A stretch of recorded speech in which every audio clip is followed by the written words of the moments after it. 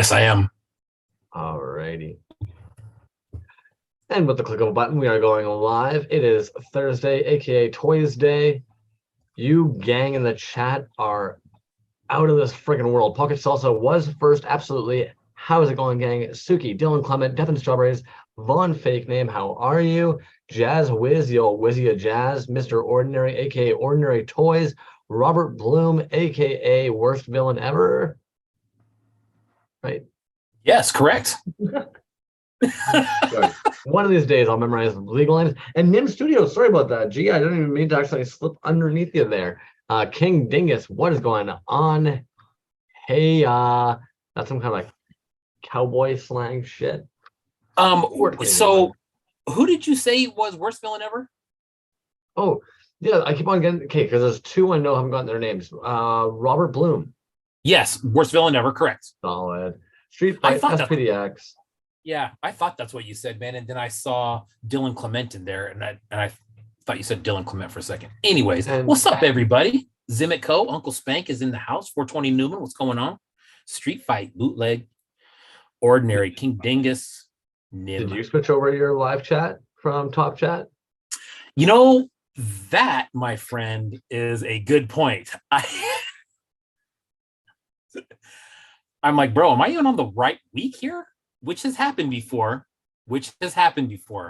I'll be looking at this and I'm like, that's last week's episode, isn't it? That's not where I need to be. Yeah, there you go. Robert Bloom, what's up, man? How you doing? There we go. Thank you, Doodle. James Arson Toys, what is going on, homie? You're not going to slide past that. James Arson Toys, if I'm not mistaken as well, if anybody's pops over their IG, they've got a big old beefer. A big old beefer for like 60, 65 USD. Was that now? Fucking James Arson Toys. Oh, yes. Correct. Now you got me double guessing. Baba Drop, what's up, man? Yuckamuck is not here.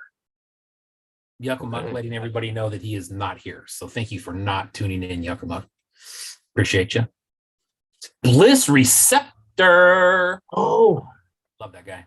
What's up, Bliss? My bad. I'm an idiot. So James Arson Toys isn't the one that has the big, giant, beefy, red, like Digimon-looking guy. He's the one whose work and paint apps look so clean, it's hard to tell if it's a rendering or a painting. Yes. Do you know what I'm talking about now? Yes. I'm trying to think of the piece that you were talking about, though, the red piece. I'm not sure. Yeah, dude. You know what? Busy in the shop today. Yeah, no kidding, man. Holy crap, dude. Yeah, nice. The red piece you were talking about, is that Tom Ossenbach that you were talking about? See, I'm glad because I knew it was Tom something, and I want to say Tom Arson Toy, but that's the one who does the big hot glue gun statues. Yeah, you're right, dude. That's another one. Yeah, shoot. I forgot about that one. Holy smoke. So weird.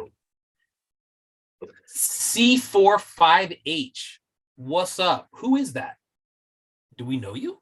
PK Mates, what's going on? Cash. Cash. Looks like Cash, huh? Yeah, hell yeah. Fletcher. You know what, Fletch? My bad, dude. I said that I was showing some pieces by Fletch today, and then I was thinking about it. I'm like, why didn't I just put Tycho's Tacos? I mean, everybody knows who Fletch is, but I should have tagged you in the post, Fletch. That's my bad, dude. See, and I'll admit, I typically will actually type in Laws and Fletch because I want to get people over directed to the like store account page. Yeah, I've been here before. Okay. Good enough. We're just nosy, clearly. Yeah. Fletch, dude, you got the Lava Man piece by Killer. I would like to see more of those come out, man. As a matter of fact, you will see two of them tonight, my good friend. Oh, geez. I have 2, 4, 6, 8, 10, 11, 12 of those from Trash Joy Studios, man. That might be one of my favorite bootlegged pieces. I don't fucking know why. They're very cool, dude. Who did the... Okay, so Cash is James Arson's son, Toys. Okay, cool. Right on. So Now, the piece that we're talking about, what is the name of that piece? Do you know? I'm sure you do know. Lava Man or Lava Monster? I think it was Lava Man. So who did the one where they put like an ice cream cone on the top of its head? Oh shit, that is Scott. Oh fuck it, dude. Why are we weird like this? I'm gonna have to pull that up. But I know. Cafe Plastic. Okay, that sounds familiar. Yeah, Scott McFarlane. You're right though, dude. Like if we don't solve it right now, we're gonna be fucking annoyed the rest of the show, right? We're gonna be like, damn, who was that? There it is. Yeah. You know, and I feel bad because I like all the Ice Cream Monster ones as well, but oddly enough, and I went down it on that one episode when I went down like the rabbit hole. That Lava Man is actually the design for that sculpt is based off the illustration of the Shambling Mound figure from the original like Dungeons and Dragons Monsters manual. Yeah. And that Shambling Mound figure has kind of like that tree trunk. Like if you actually look at his face on the lava monster, it's got this like lined trunk. I love the idea of the ice cream monsters. I love ice cream, but once you put the cone over the head, it loses the Shambling Mound anyways. Yeah. But, yeah.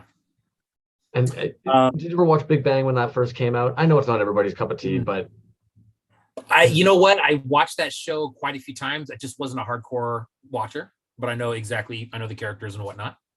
So they make fun of Sheldon oftentimes, where if somebody doesn't like, if he's got an idea or he wants to share a factoid and somebody won't let him, the dude looks like he's like about ready to like implode upon himself sitting in his chair. And I feel like that's how our brains get when somebody kind of mentions a piece or alludes to a piece, and then we're trying to figure out who made it or what account that was. That feeling, man. Bro, how about this one? Entering the ring, Ocular Rhombus. Welcome back, my friend. And actually, you know what?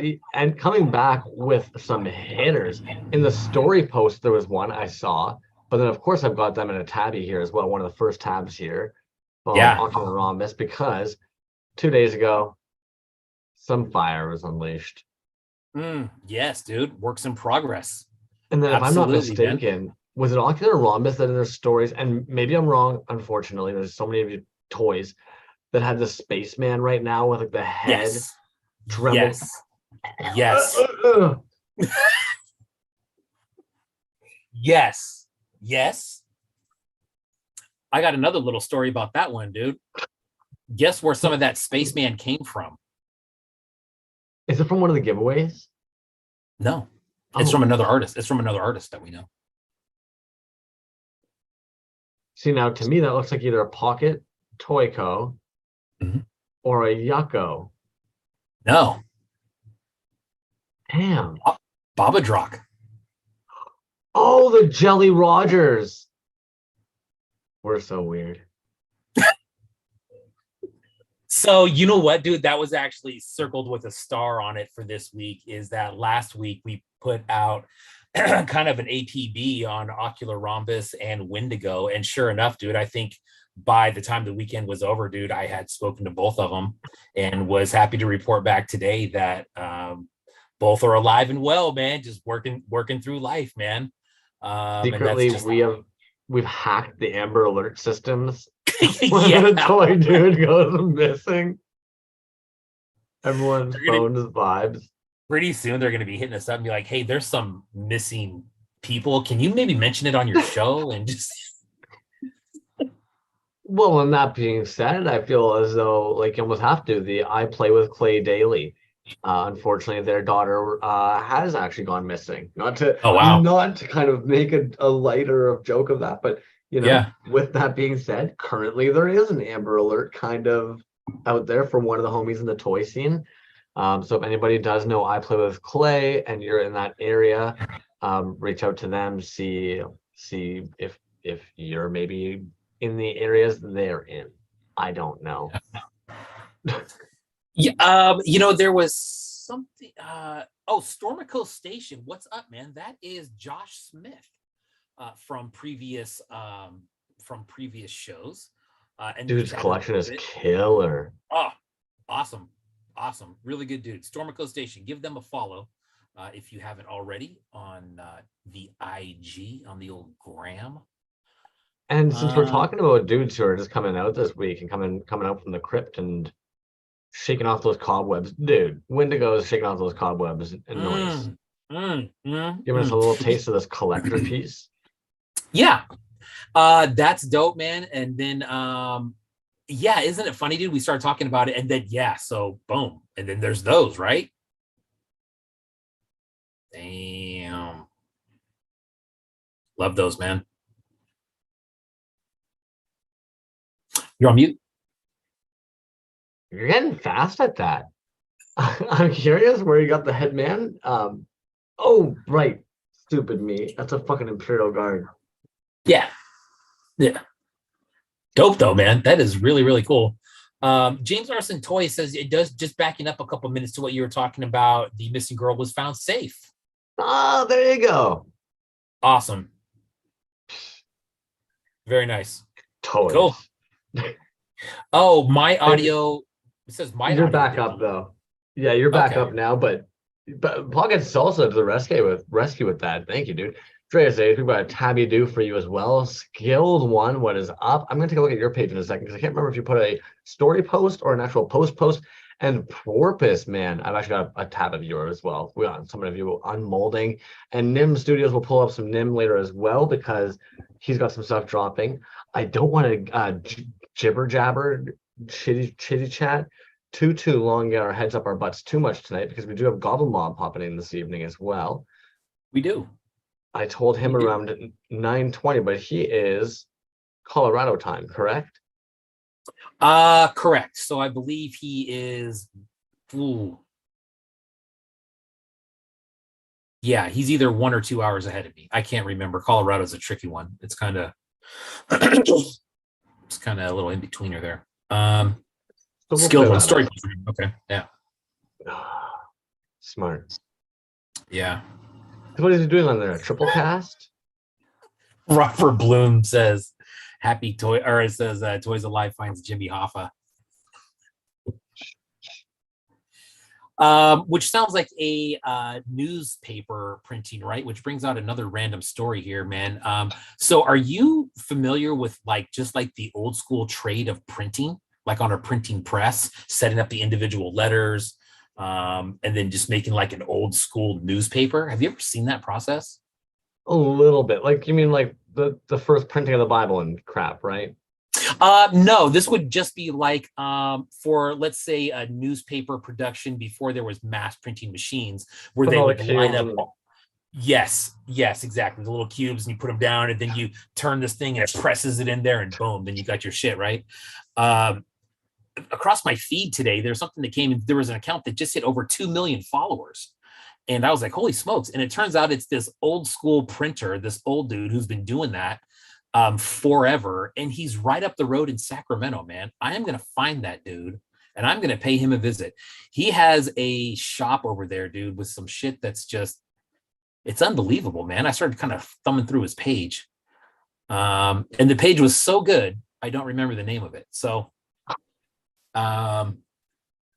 anyways, that was just a little detour there. Isn't that weird though how that's kind of happens? Most of us are into toys, but it's funny how many of the how much overlap there ends up being into all these other things.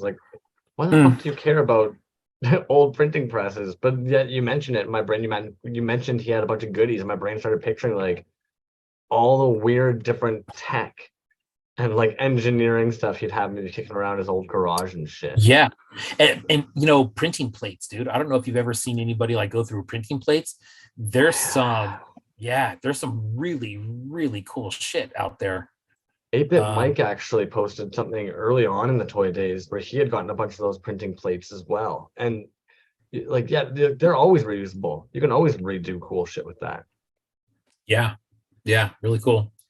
But you're right, dude. There's a lot of overlap, right? And then there's a lot of overlap. Would you say there's a lot of overlap just in our community as well, right? You have an articulated, 5 points of articulation, 3.75 figure, and then you have something static and not necessarily made of the same type of material. But I think that's a little bit of an overlap, because when people ask kind of, me personally, when people ask kind of what this is, they say, oh, action figures and stuff. And then you say, yes, it is that, but then it's also this, and it's also that, and it's also prints and zines, and there's all this other stuff. So you're right, man. There's a lot of overlap, which I think is really cool, man. I actually on my feed have seen a lot of stuff or discovered a lot of stuff, I think, just from being around this community where there is that overlap. And so they start shooting you stuff and you're like, yeah, you're right, dude. I do like that.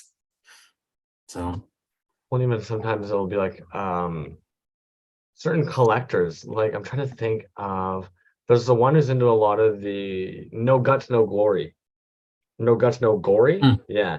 He's into all the like heavy like fighting and stuff. What's that called? Like underground boxing, underground death matches. Sure. But he's a toy collector, and it's crazy to me how many of the dudes in the toy scene follow along. He also collects like black metal cassette tapes, and so it's even interesting to start seeing that overlap. I know a lot of the times, like if I'm watching the Carcosa vocalist videos on his Instagram, even though he's a death metal vocalist, behind him are a bunch of toys. It's always weird when if right now you go to Gary V's Instagram, and where he's in his office, shit ton of toys behind him, and it's just kind of like, hell yeah, boys, like that's what's up. Like it's just often kind of jokes to me like how, hell, dude, look at Resin Blood. He is literally like the walking incarnate of all of the overlaps. Yeah, no shit, dude. And you know what? That's funny, man, because we always, talk about how there's multi-talented people here, and that's just another way of overlap, right? Like, but you're right, dude. Resin Blood, holy crap, dude! Did you see that Jonathan Queen Speed Skull that he custom painted? He's got 5 of them at 5 Points Fest. Oh, geez. And they're that Speed Skull figure, but Jonathan Queen painted them, and they're so sick. 120 each on those. If you guys are lucky enough to get over to 5 Points, hit that up, dude. That Speed Skull, that thing has reached a new level, like, quickly, man. That is I've heard a ton of people talking about that piece. It's a good one, man. It's a really good one. And if anybody wants in the chat, please fill me in. Am I missing something on what the speed, like, what is this dude? Is he a dude? Is it based off a thing? Is it based off a reference or anything? Like, I'm just wondering. I don't like. I'm not saying I don't like it. I'm just curious if I'm missing something at all. Yeah, good point, dude. I know that he had the resin one that was on like the skull backer, and that one had been out for a while. But you're right, the Speed Skull. I don't know the origins of that. Like you said, if anybody knows, go ahead and pop that in there. Jonathan Queen, you're right. That is a beautiful mural. You can definitely see pictures of it online, but I would imagine going and walking it is something else entirely, man. Yeah. Speaking of murals, man, you know which one I'm really excited to see is I believe L'Amour Supreme is going to be doing one at E2K when he's there. Actually, that's going on right now. As a matter of fact, it might be over already, but I think today was the day, right? June 1st. It was either today or next Thursday. But yeah, that sounds pretty cool. A Speed Skull is a popular Flash tattoo. Okay. There you go. Makes total sense now, right? The tribe has spoken. Yeah. I've never thought this before, and it's just because it's allergy season. But I was sitting here thinking to myself, like, fuck, I hate that I'm actually like, I kind of respect my shit. I just want to I just want to hork. And then it dawned on me, I'm like, no wonder the old dude just to carry the platoons. I could go for a platoon right about now. It's basically what I'm trying to say. Bring them back, dude. Bring them back. Speaking of spittoons, God, we are all over the fucking place tonight, bro. So did you know that this spittoons, an alternative to the spittoon, was some of these bars, and there's actually a working one in the United States somewhere, but they have, and I shit you not, it's a little stream of water that runs under your feet while you're sitting at the bar, and it leads down to a drain, and you would just spit into that and it would just carry it down. How about that? So we're gonna digress here. I dislike Rush so much, and actually dislike people talking about Neil Peart being the best drummer in the world so much that there was one night I was at the bar, and somebody overheard me telling a buddy that Neil Peart is the worst drummer ever, and decided to sit down at our table. And of course, before you know it, this guy's like, Neil Peart is the greatest drummer ever. Everybody outside of this patio is just kind of just like looking over, being like, yeah, he is. Who would say otherwise? And I'm sitting there, right? And before you know it, you've got like probably 15 people just crowd around this table. Everybody's chiming in why Neil Peart's the best. And at this point, you can't let down your fight. You need to convince these people how terrible he is. But you've been drinking all night. You really got to fucking piss, man. So I luckily at this back in the day, you're wearing girl pants. So they're not up very high. And I start kind of doing this little shimmy on my chair and proceed to just push it down. And while I'm arguing with these people about Neil Peart, just pissing right underneath the table, man. So kind of like a little stream. Take your loogie or your Neil Peart bullshit. And oh man. Wow. Rush, dude. You know, I don't dislike Rush. I wouldn't say I'm a Rush fan, but boy, Rush gets no love, dude. I swear. Jazz posted that thing this week, dude, and then Salsa and I think Yuck came back hardcore with them. That was hilarious.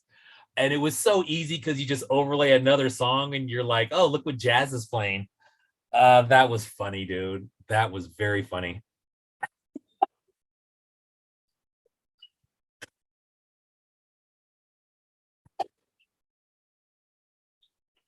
Robert Bloom, dude. So did you see what he said? He says, I missed something. Did he get a boner talking to the drummer from Rush? Because you were saying it was under the table and you had to push it down. And for a quick second, bro, I thought that's what you were talking about. I'm like, damn, who is this guy that stole your heart?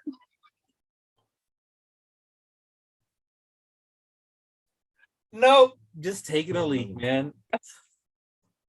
I used to be so like, and again, like I don't really drink all that much, but I used to be so bad for basically just pissing that there was one time my homies literally they all saw the cop car. I did not see the cop car. And of course, as the cop does the like flashing, they're like whoop whoop. Everybody in the car locked the doors. I'm like, go to grab it. They're like, no, you have to get caught for once. You just whip it out and piss too often. We're making you get caught this time. Oh, Pocket Salsa, send you guys a link to the origin of Speed School. Thank you. Very cool.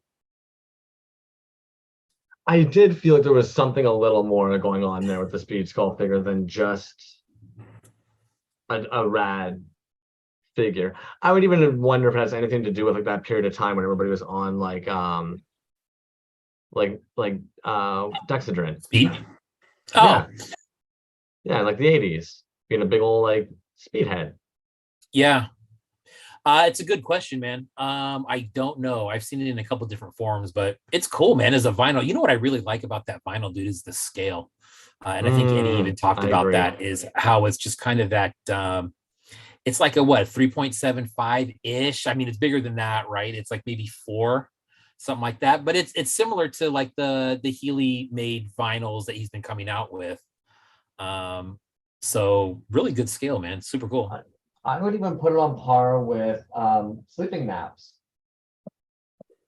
Like, I know we don't really talk about their work too. We don't talk about their work too often.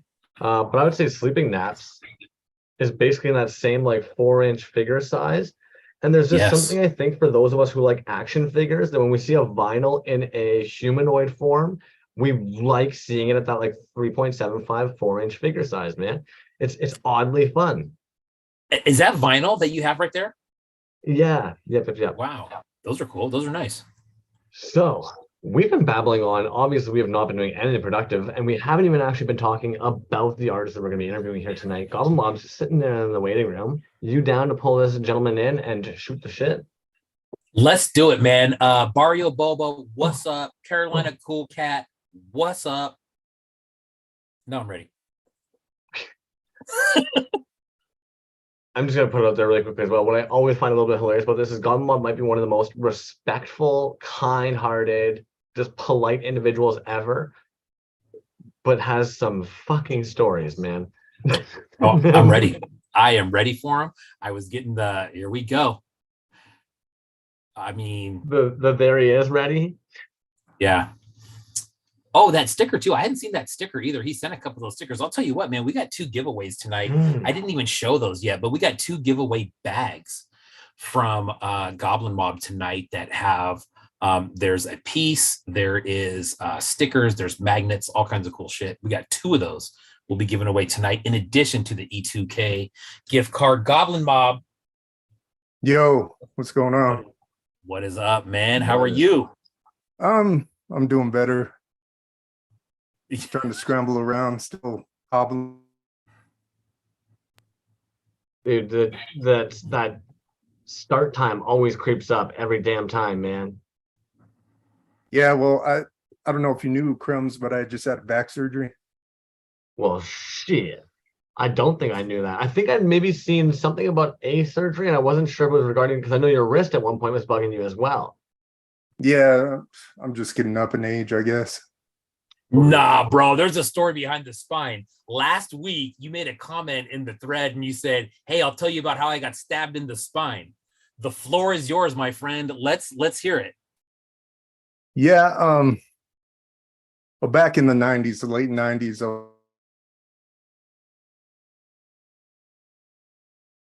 from the Bay, up north, California, involved in a neighborhood in San Jose. I was at a particular location. I won't reveal too much or say too much. And someone walked behind me and stabbed me in the spine. Oh, my upper spine back here. When he stabbed me, I think it was like this. He stabbed me and I immediately dropped. I couldn't use my legs anymore. I went to the hospital and the doctor told me I wouldn't be able to walk anymore. So 30 days later, and this all gets into evolve with what later happened with my surgery. So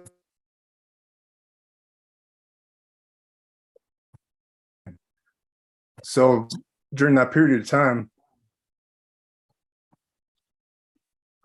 Oh, shit. Yeah. Walk those 2 times. It's getting super chopped. To 2019, there was a guy who I was driving down the block for a walk. I used to hike all the time. He came from an alley and he sideswiped me. Oh. I thought it was done for. I was driving and I thought it was dead.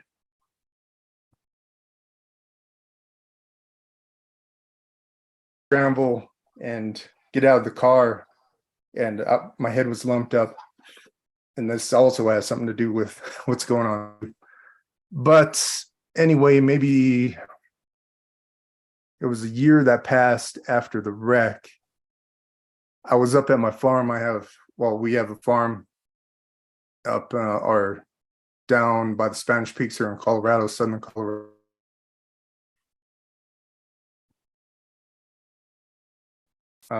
Pulling weeds and whatnot, trying to clear the driveway. I got a bulging disc from that. Oh. Well, there's some funky stuff that was going on my legs. I was tapping on my legs and there was just like crap. So they scanned me, they found the bulging disc. So during that time, I saw an orthopedic doctor. I was telling him that I was tapping on my legs and feeling the vibration going down to my feet. He said that it might be something else. So he did a full scan from my head to my waist area. In the scan, it revealed, I told him about my stab wounds and all that. And because I've been stabbed numerous times, not just that one time. I'm just telling you about the one time. So in the scan, it showed in my upper spine that I had a lesion what he said at the time. Mm-hmm. They said that it was MS. I went to the neurologist. They said I have MS. I talked to the MS specialist in Denver, and they said that there was no way I could have MS, that it could just be a bright spot. And if you have MS, you have multiple lesions. It's not just one. So he said, you're welcome to get a second opinion. I went to Arizona to the Mayo Clinic. Mayo Clinic said the same thing. And that was in 2021. From 2020 to 2021, this all happened. So fast forward to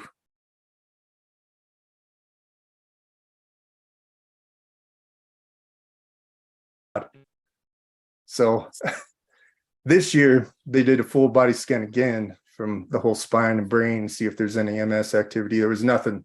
In fact, the lesion shrunk, and they said the same thing, that it could have been an infection. It could have been a bright spot in the MRI.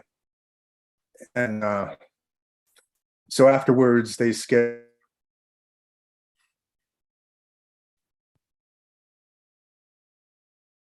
Yeah, hasn't been a good point. People want to know it's kind of chopping up. Yeah, it is. It is choppy. It's like he's stuck right now. Dude, these are great stories too, man. Well, to date, there's always something more that's worse than the other. So I recovered for that. It was in April 17th. So that's when I had it. Like a week into it, I was thinking, man, I wish I hadn't have done it. Because when he went in and did the surgery, he said he had to pop my disc. It was under so much pressure. And he said when he popped it, that it squirted out. So that's how. So he got blood all over him. There's blood everywhere, crumbs. Oh, no, wow. I'm just kidding. But so he said it was under that much pressure, and he's never seen anything like that. So it was pretty bad. And he was able to correct it afterwards. Like I said, I was regretting it, and I was having problems with my left leg. And over the next 5-6 weeks, I think it's 6 weeks now, it's all better, and I don't have those symptoms anymore. I went back to my neurologist, and she was happy to see that they couldn't even say it was a lesion, that it shrunk or whatever. And that's where I'm at now, 2 years, 3 years later. So even the lesion, they were saying it could have been from when the guy sideswiped me, and it just from damage from getting hit that hard. Yeah. It's all involved. And they even said like the after effects, it could have been from my stabbing. So that's why I mentioned the stabbing in my spine. Wow.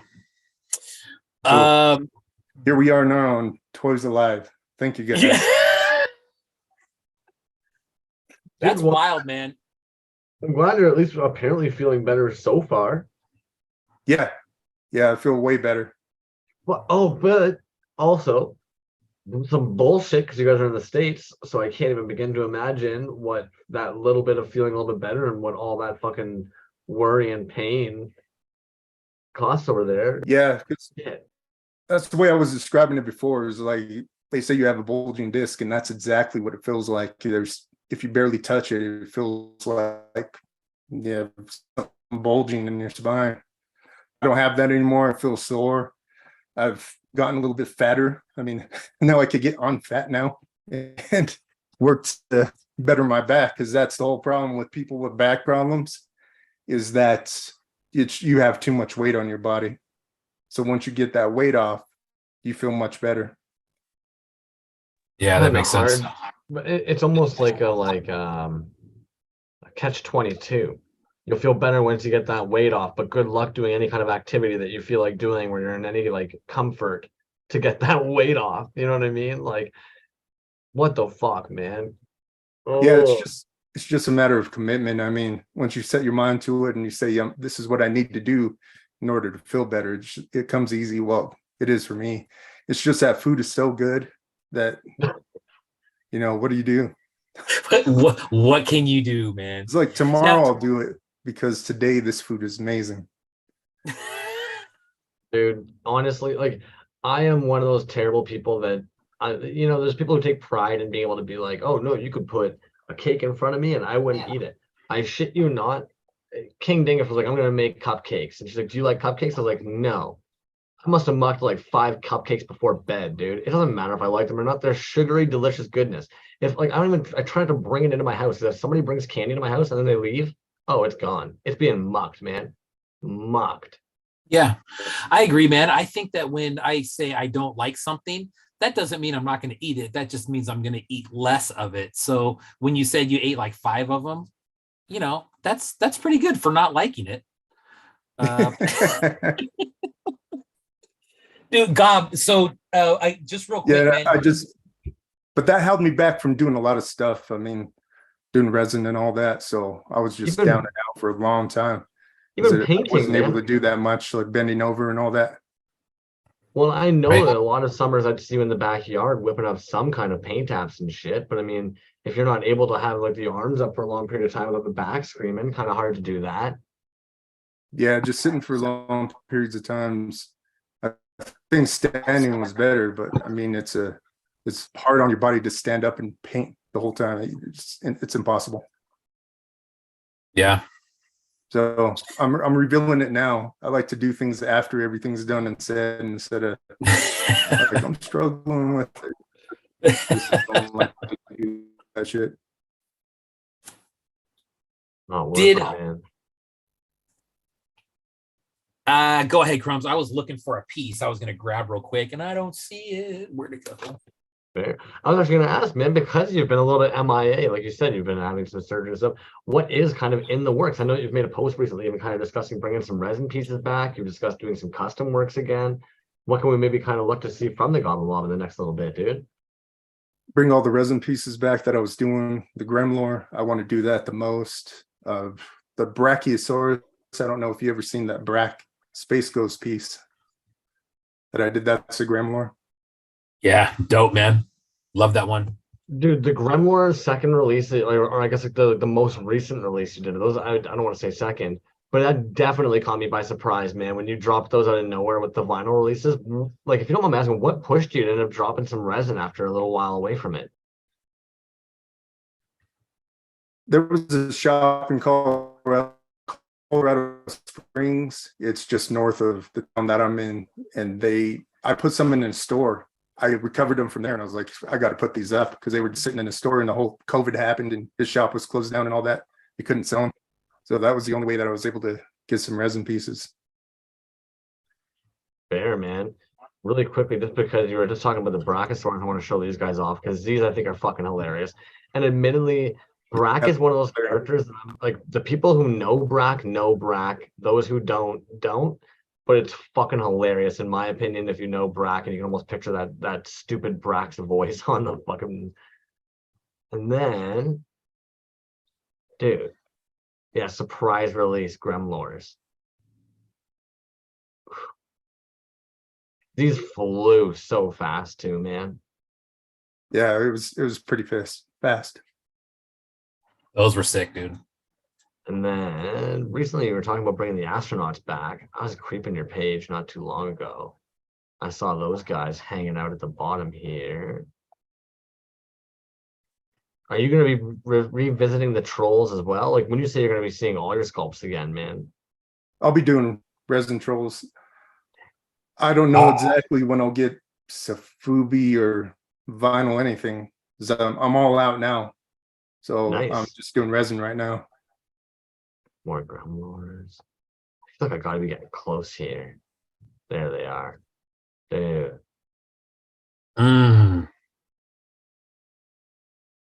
Damn. I have not seen I that. just posted up a new one that I had with blood. I just finished the body day. I just have to attach the skull. I'm finished with that one. This Wow. guy here. Man. If you refresh your page, it will come back. It should be the first post. Is it that one right there? No, On the thumbnail? Oh shit. just scroll all the way up. Oh, like you just dropped it? Yeah. Okay, yeah, no doubt. Oh, there we go. 'Nice. Just went through the process of how I got the figure and painted it up and all that. Even the figure is pretty like dope, man. Some kind of samurai astronaut. Love the metallic paint app that you just did on that, dude. Thank you. Fuck. That's just it, man. Like that's what I find wild about your like you're able to do a lot of this stuff. You're able to pull resin, you're able to do some sick customs and paint apps. And yet like you collaborate a lot, dude. Yeah. Is there any reason for that? Like I always done that with Most Monstrous. He's been my dude. Even through this whole time when I've been down and out and surgery, he's been there. So I'm thankful for him. But we've gone together and we've always had a good rapport. And it's just the fact that I don't know how to digitize my art. So I'm able to draw something and I can't translate it to digital. So I have other people do it for me. And that's just the main thing. I need to do that. I need to learn how to do that. At the same time, though, it's funny, man. Like that same collaborative style we're seeing right now with Bootleg Toyko with a lot of folks, where like they're bringing him illustration works. He's putting out the 3D like versions of those things. It's great to be able to do it, and I would actually say in a lot of instances, it's allowed you to put out a lot of work, man. Like not only do you have a lot of vinyls at this point that like you've actually gotten the molds made for them, but you have a lot of sculpts like ready to go as well. Yeah, I have a bunch of sculpts, and I just don't want to have my eggs in the same basket and have it at Mile High. I want to have someone else do it now and be able to, and that's no slight to Mile High, but be able to supply the quantity that I need, because I could paint up stuff and, you know, I'm never sitting on much. I got a whole bunch of trolls. It could have been like 100 trolls, and I just wanted those in the shop to sell them, and they're finally gone now. The remaining of them, they went to Joe 1982. He's going to go to 5 Points. So I gave him some shirts and some figures to sell over there. Nice. So that was the 10 remaining trolls. So I sold, and you know, I don't even know how else to say it. If I don't know, maybe I won't say anything. But that's all I want. All I want is, you know, I see other people and they're getting figures after they sell out, and they get a new castings and all that, and I'm sitting here and like, you know, what's going on? I'm able to sell out figures in 24 to 48 hours, but I don't know. Yeah. Okay, if you don't mind my asking, do you mean that basically like you're getting put like on the wait list for figures to be produced? Yeah. And therefore, in order to restock, it's almost impossible to keep.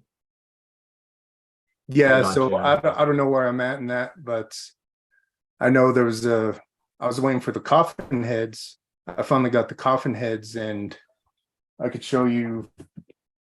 This is the box of coffin heads. Damn. And I could sell you guys coffins if you're interested.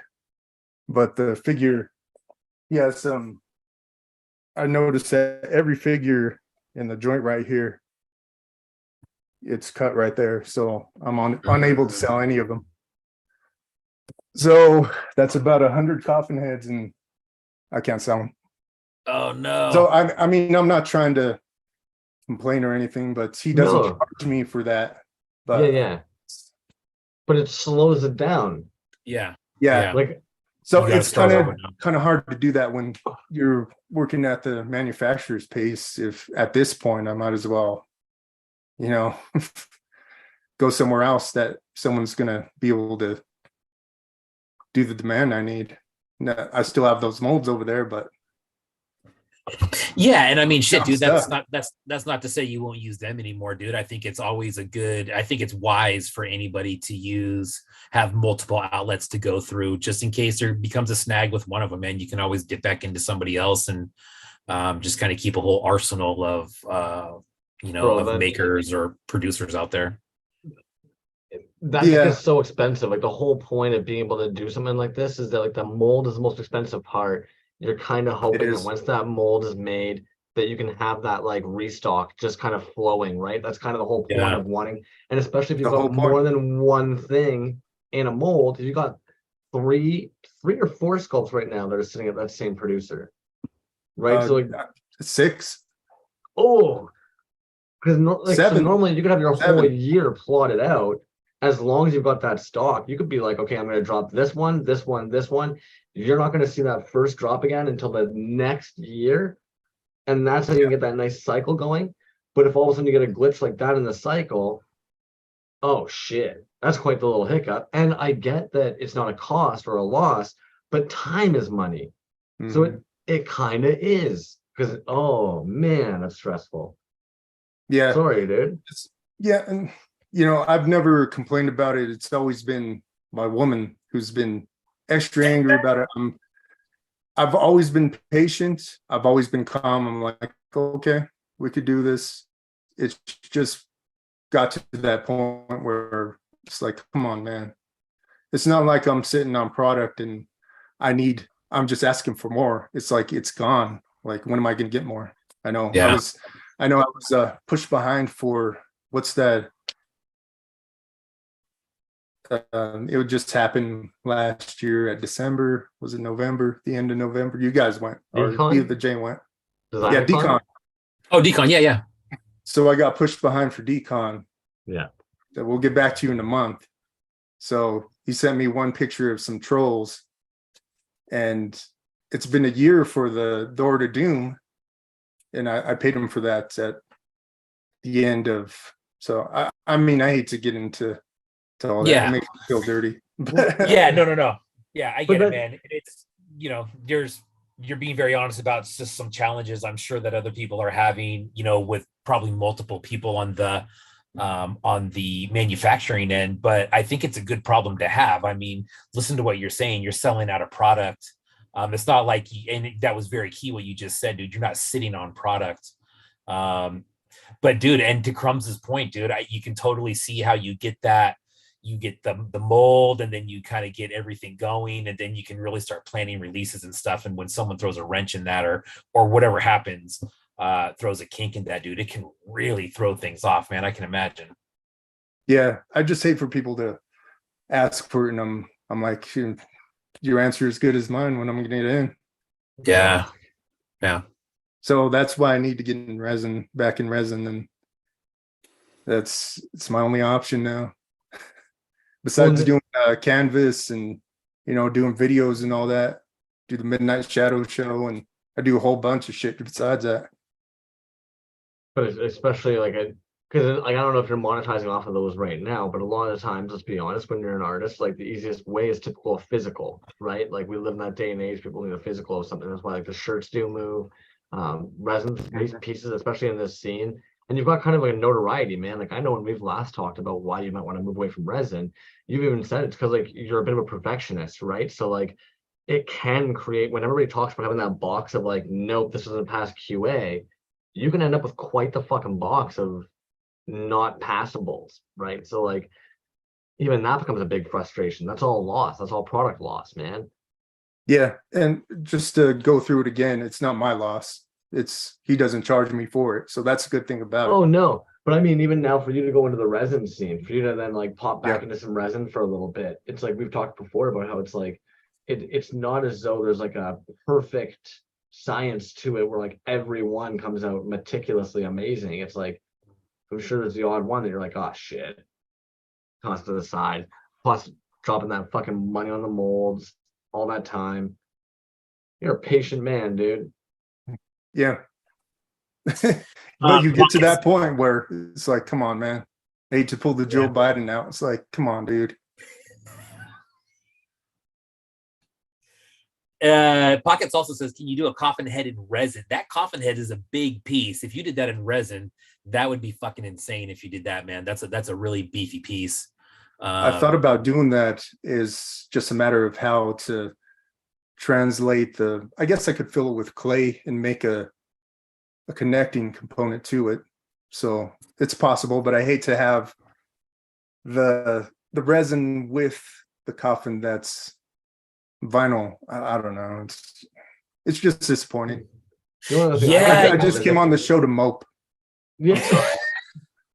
Well, see, that's usually the complaining and moping to me, man. So I mean, we gotta spice up and change it a little bit. I'm surprised that with the heads on those, could you not do like a static paint tap on them? I know that you're like, no, there's a rip or a tear in the joint. I wouldn't sell those. But like, I'm even sitting here thinking like, all right, how do you kit bash this fucker? How do you paint this thing? How do you? Because fuck, man, that would piss me off. Well, what I'm wondering is how do you repair vinyl, or is that possible? Is that a thing? No, it's not that I know of. Okay, all right. So the only repair to it is I messaged Dr. Plops and I told him, can you redo this figure? And he's going to make a digital design so I could eventually just make a whole new figure. Because it's probably an undercut on the mold, right? Like, yeah, unfortunately, when you go to pull up that Safubi, like you see those guys, they've got like wrenches in there just yanking it out. So if like that mold has a heavy undercut, that's just gonna tear it. And I'm surprised I didn't get caught pre-prod, you know? Yeah, and I have a whole thing too with vinyl that's I don't like it when it's soft. So okay, you like a hard soft vinyl. Yeah, have you ever seen a vinyl piece that's really soft that it should be? I mean, I don't think I have. Like, and I collect vinyl. If I have, it's almost typically it feels more like really cheap blow plastic. Yeah. Like when I'm trying to think of it, and not even really blow, like a dollar store rubber ducky or bath toy that you can tell isn't rubber. That might be the closest thing I can think of to like thin Safubi. Yeah. That's what I was saying, is that nobody wants soft. I mean, sometimes that's one issue that I had. I need hard figures. I don't want some squishy figure. And that was one of the things, like when it was going to people and traveling by plane, it would suck in. And B of the J, you had one of those pieces. Yeah. And the face was sucking. I just told him to just put a little bit of heat on it and it will come back. But I just hate going through that. I mean, yeah, there you go. Yeah. Did it pop out with a blow dryer? Absolutely, dude. Put some heat on it. Hell yeah. Yeah, and I had forgot what you had told me, man, about how to do that. So I hit Crumbs up the other day and he said, put some heat on it. And shit, both of you guys were fucking right, dude. It looks great. It wasn't that noticeable, but you could definitely tell that it was sinking in on the sides a little bit and on the top. But little, high heat with the air dryer and it popped right back out, man. Looks great. Well, I know even Plops, he was surprised when he first got his bag of vinyl. They were all like that. And he was a little bit, I know that he was quickly able to fix it and it was all groovy, but I would imagine after you spent that kind of money on an investment, you waited that much time to get a big bag, and then you're looking at that huge bag of Safubi and they're all sunken in, you'd be like, yeah. Well, I mean, the whole reason that happened is because once you put a cap on it, there's a risk of that happening. Because of the pressurization in the airplane, and then if you have vinyl or Safubi figures and you get them in their kind of crunch, there's sometimes or all the time that I've experienced just from the manufacturer to me, they won't bounce back. You put a heat on them, try to refix them, they will not go back to original shape. Yeah, and that's why I was wondering, man, how does it work? Because it's plugged up, I don't know the science behind it, but it fucking works, whatever it is. So yeah. So if you heat up resin, you heat up the vinyl, it's just heat resistant. Gotcha. Dude, let's talk about your podcast real quick. Tell me about that, dude. I know that it started off and then there was a little bit of a problem there and it looked like it was going away and then it came back. How was that going? Man, I could tell you the Crumbs. He tried to teach me how to do shit for like days at a time, and he was like, "Oh man, this motherfucker's serious." It's like he wants me to help him do this, and I felt so bad. And I think the discrepancy, well, I know the discrepancy, like in the perspective, is that I had a Mac and he has a PC, so doing things for the Mac are way different. Dude, so that's honestly what hold everything back is my stupidity. No, and well, if anything, too, like I am not a teacher person. Like, because the issue is that like I remember even as we were doing it, there's things I forget. So, for instance, like one of the biggest things is that even in order to do a broadcasted meeting, you have to like go into like your Zoom settings, but not on Zoom meetings, on the actual Zoom URL settings. And you've got to go scroll down into like this one section that even says like allow to be broadcast to lives. And it's like, here I am wondering like, well, why aren't you populating that fucking more option that allows you to live stream? Like, what's going on here? And then you remember like, oh, okay, now we got to fish for this, and then we got to try and find that. And Yeah, there was one night where Crumbs was drinking coffee and he was shaking. I think it was right after the live. I think it was probably like 2 a.m, maybe 2:30 in the morning. I'm like, man, I'm sorry, I can't do more. And I tried to message him after that, and he just put me on read for like a month.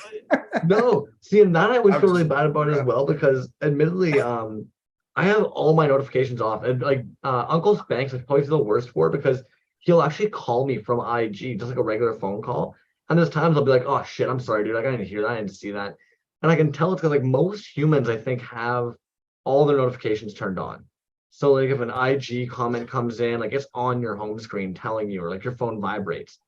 My phone, there is no vibration for anything, and all the notifications are turned off. Like unless I click on an app and click into those, like I don't see shit. You had such a thorough excuse planned for this.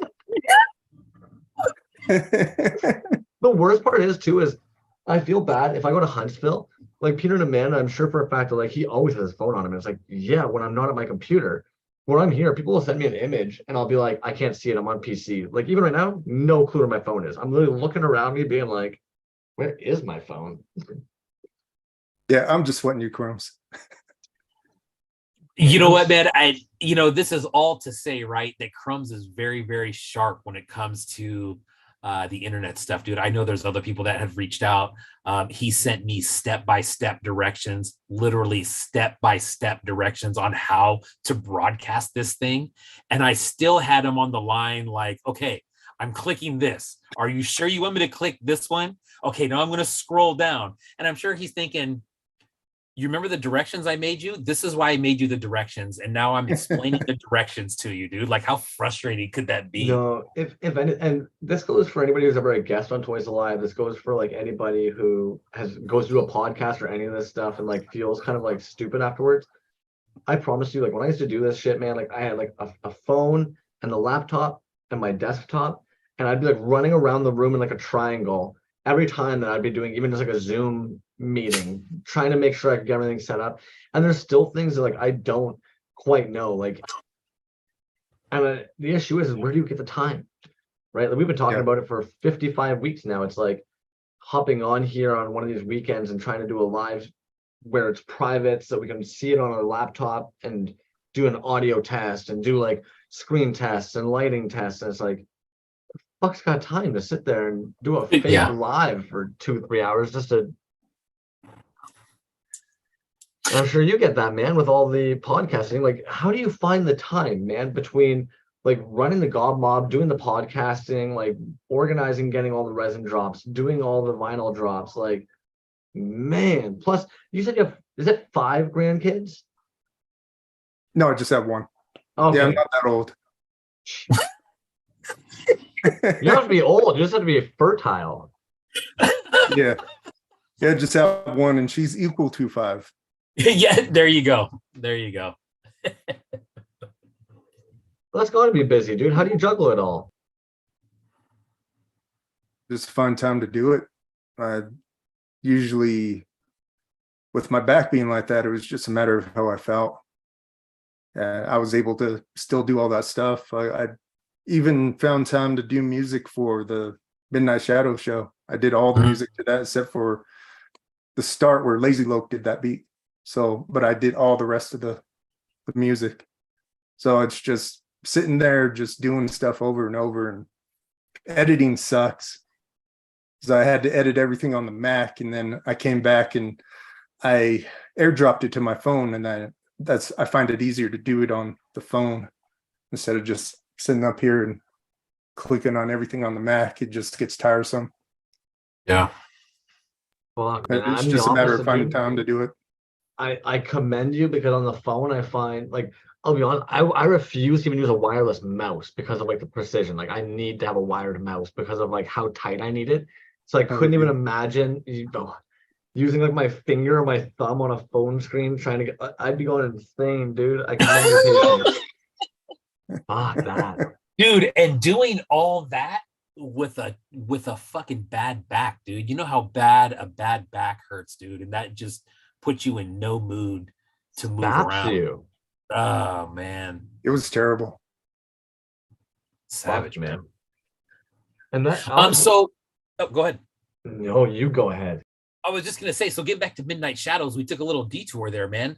The Midnight Shadows. Let's talk about that real quick, man. How is it going, and what is it about? I think the last time you were on here, that show wasn't going yet. I think you may have been talking about it on our show about maybe doing a different show or something like that. I remember you talking about another show. I don't know if it was that one in particular, but anyways, how's that going? What's it about?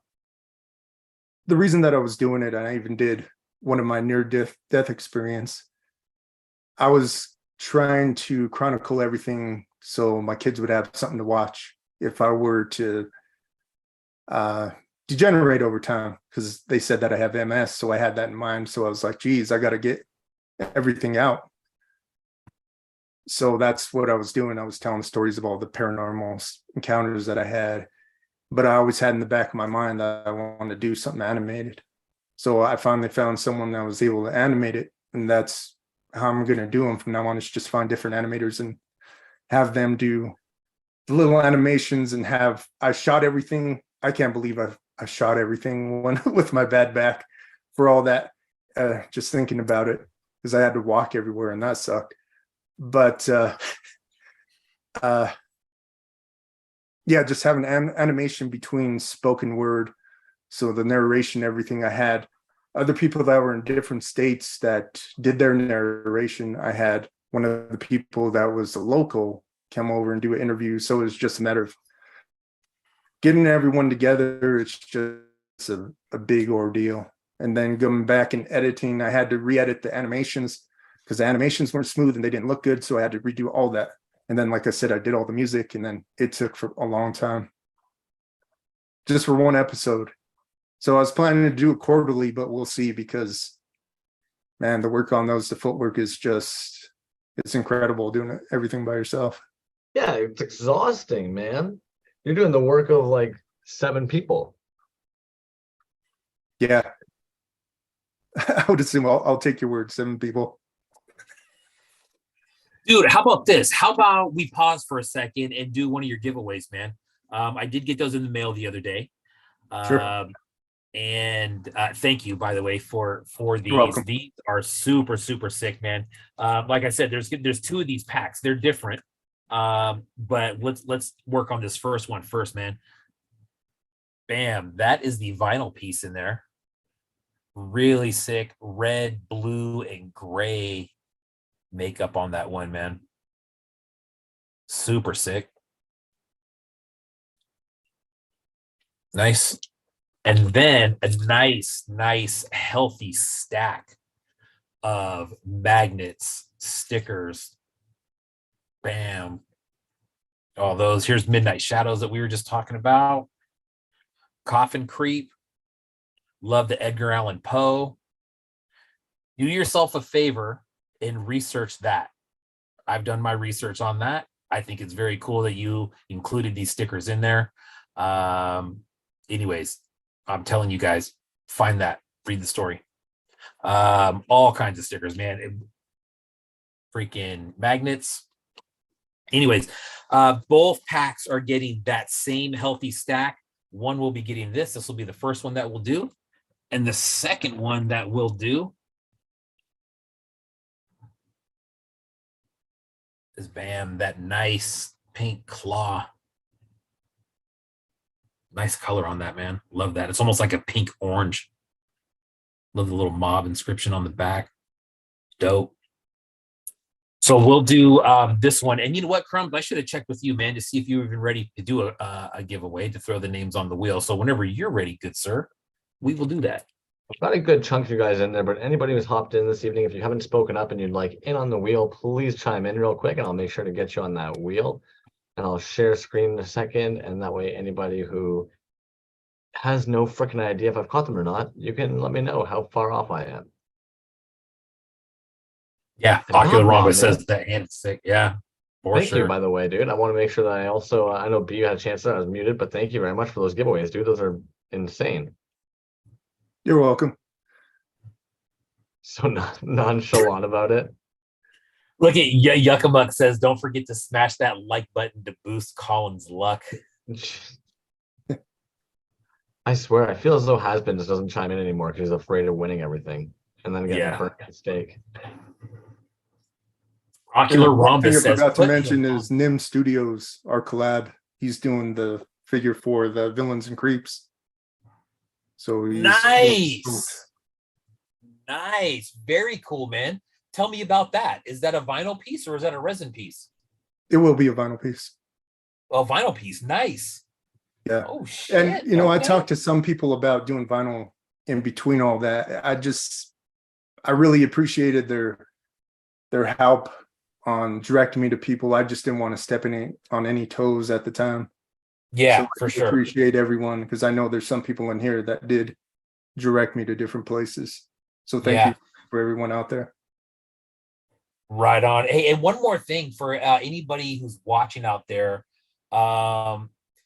if you guys have any ideas on how to repair that vinyl or how just different ideas of how he can use that product, I would say hit him up, man. I think that if you could get some use out of those some way, somehow, especially that you didn't have to pay for them, I think that would be awesome, man. I saw some ideas in the thread there. Hella Radical Toys, what's up, man? But yeah, if you guys have any ideas on that, let them know. I wish I had an answer for that, dude. I really do. Yeah, just DM me if follow me. If I don't follow you back, let me know. I'll follow you back. There you go. Nim's doing the sculpts. That's awesome. Those are going to be sick, I'm sure.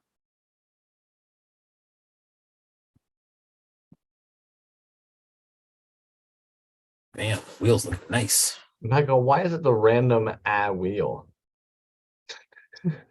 The what? He called it the random wheel. Oh. I'm one of the sculpts and I'm stoked. Yeah, we'll have to pull up the I think it's gonna be like the TV, is that correct? The TV and the boy in front of it. Hurt yeah. Toys. Sorry, I was looking at the chat. No problem. Happens to us all the time, dude. I'm so used to staring at the chat. Yeah, exactly. Ocular Rhombus, you're on there, homie. I'll rhyme it off real quick. I've got Nim Studios, James Larson, Toyz, Pocket Salsa, Skilled One, Robert Bloom, Uncle Spanks, Ocular Rhombus, Suki, Stromical Station, Mr. Ordinary, Brett, Fletch Sadvik, Cash, PK Mates, Bubba Drock, Bootleg Toyko, Zymaco, Bliss Receptor, 420 Newman, King Dingus, Dylan Clement, Nathan Strawberries, Von Fake Name, Burial Boba, Carolina Coolcat, Mike Stratford, Yuckamug, Jazz Wizard, Hello Radical Toys, and Mecha Ducky. New Transylvania, what is up? Yeah, New Transylvania, what's up, man? Thank you for chiming in. Hello, Radical Man. Good timing, dude. Also, killer pieces on the newest Dante's. They just popped in the store. Shout out to Suki too, because he kept up with me during my whole surgery. Nice, dude. Yeah.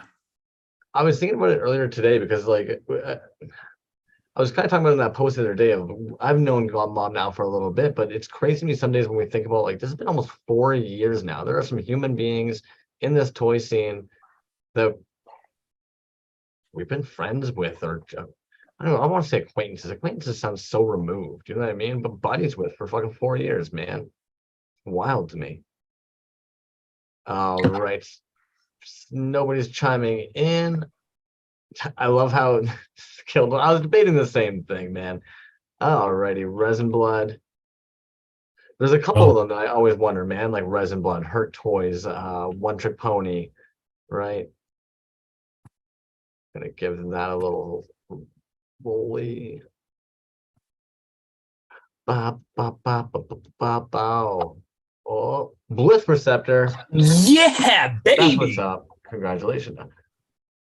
Bliss That's the most stoked I've seen you for somebody winning a giveaway, man. Bro, I don't think Sass Mac. Sorry. He says it's okay. I don't need things. Yes, dude. Anytime that someone is a new winner, I don't think I've sent Bliss anything. So good win for him, man. This is he's gonna dig this. The pour on this, or I don't know if that's not necessarily a pour, right? Or you tell me, but the gray, the blue, and the red, I love that color combo on there, man. That is badass. Yeah, I guess it would essentially be a pour marble. Yeah, right on. Boom. When you work with Mile High, do you typically get to actually suggest the colors that you want on there? And are you able to pick up to 3? Like, does that change pricing or anything like that when you want to marble something differently like that? There's so much I could say, Crumbs. I just don't want to say anything else. So let's just say I'm making resin right now. I don't know what's going on with vinyl. I don't want to. You bet. Not trying to drag a dude through the mud or anything. No. Yeah. No. And if I can be honest, man. I'm not trying to. No, and the reality is that this isn't something that I've heard about this particular producer. This is just unfortunately one of the issues with doing vinyl in general across the board. I think it's a big portion as to why when we were first often discussing back in the day, any of our homies getting into vinyl, and it seemed like there was some of that gatekeeping. I think some of that gatekeeping comes from some of the vets experiencing exactly what you're experiencing right now, and then being annoyed with it and trying to actually slow down how many people are going through their manufacturers so that they could try and get those cycles going. It's not specific to that producer. I think vinyl always becomes a little more difficult, man. And like the reality is like it's fucking annoying when you've got that much money tied up in something, no matter what. Yeah, and I but the think whole difference with me, if he was to say, listen, I could give you one color, and I could give you 400 of them, I would be happy with that. I could put them in like that. It would be amazing. So it's just, come on, just give me product. You know what I'm saying? 110%, dude. 1000%. Yep. So, and I also don't think that you're sitting here complaining. If I can be honest with you, I think a lot of what you're doing is actually, it's informative for anybody who might be interested in going the avenue of Safubi. So like, yeah, and just never known. That's one thing I could press is that you don't have to have 10,000 or more followers in order to do this. I've always talked about this with people gatekeeping, like you were saying, Crumbs, is people are saying that you have to do this much work to do it, but you don't.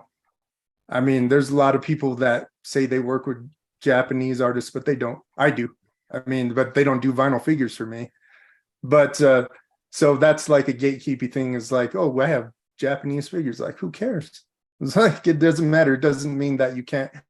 The whole thing, I think the whole object of everything is that you have people that care about you and you keep up with them, and that we all strive to be Dr. Plops. Because he has, what does he have, 17 followers, and he's traveling around the country, going everywhere. So you don't have to have a lot of followers. You don't have to have 20,000 people following you. Because, I mean, even if you have these many people, what do you have, like 5 or 10% that actually like your shit? Because you don't have 20,000 people liking your post.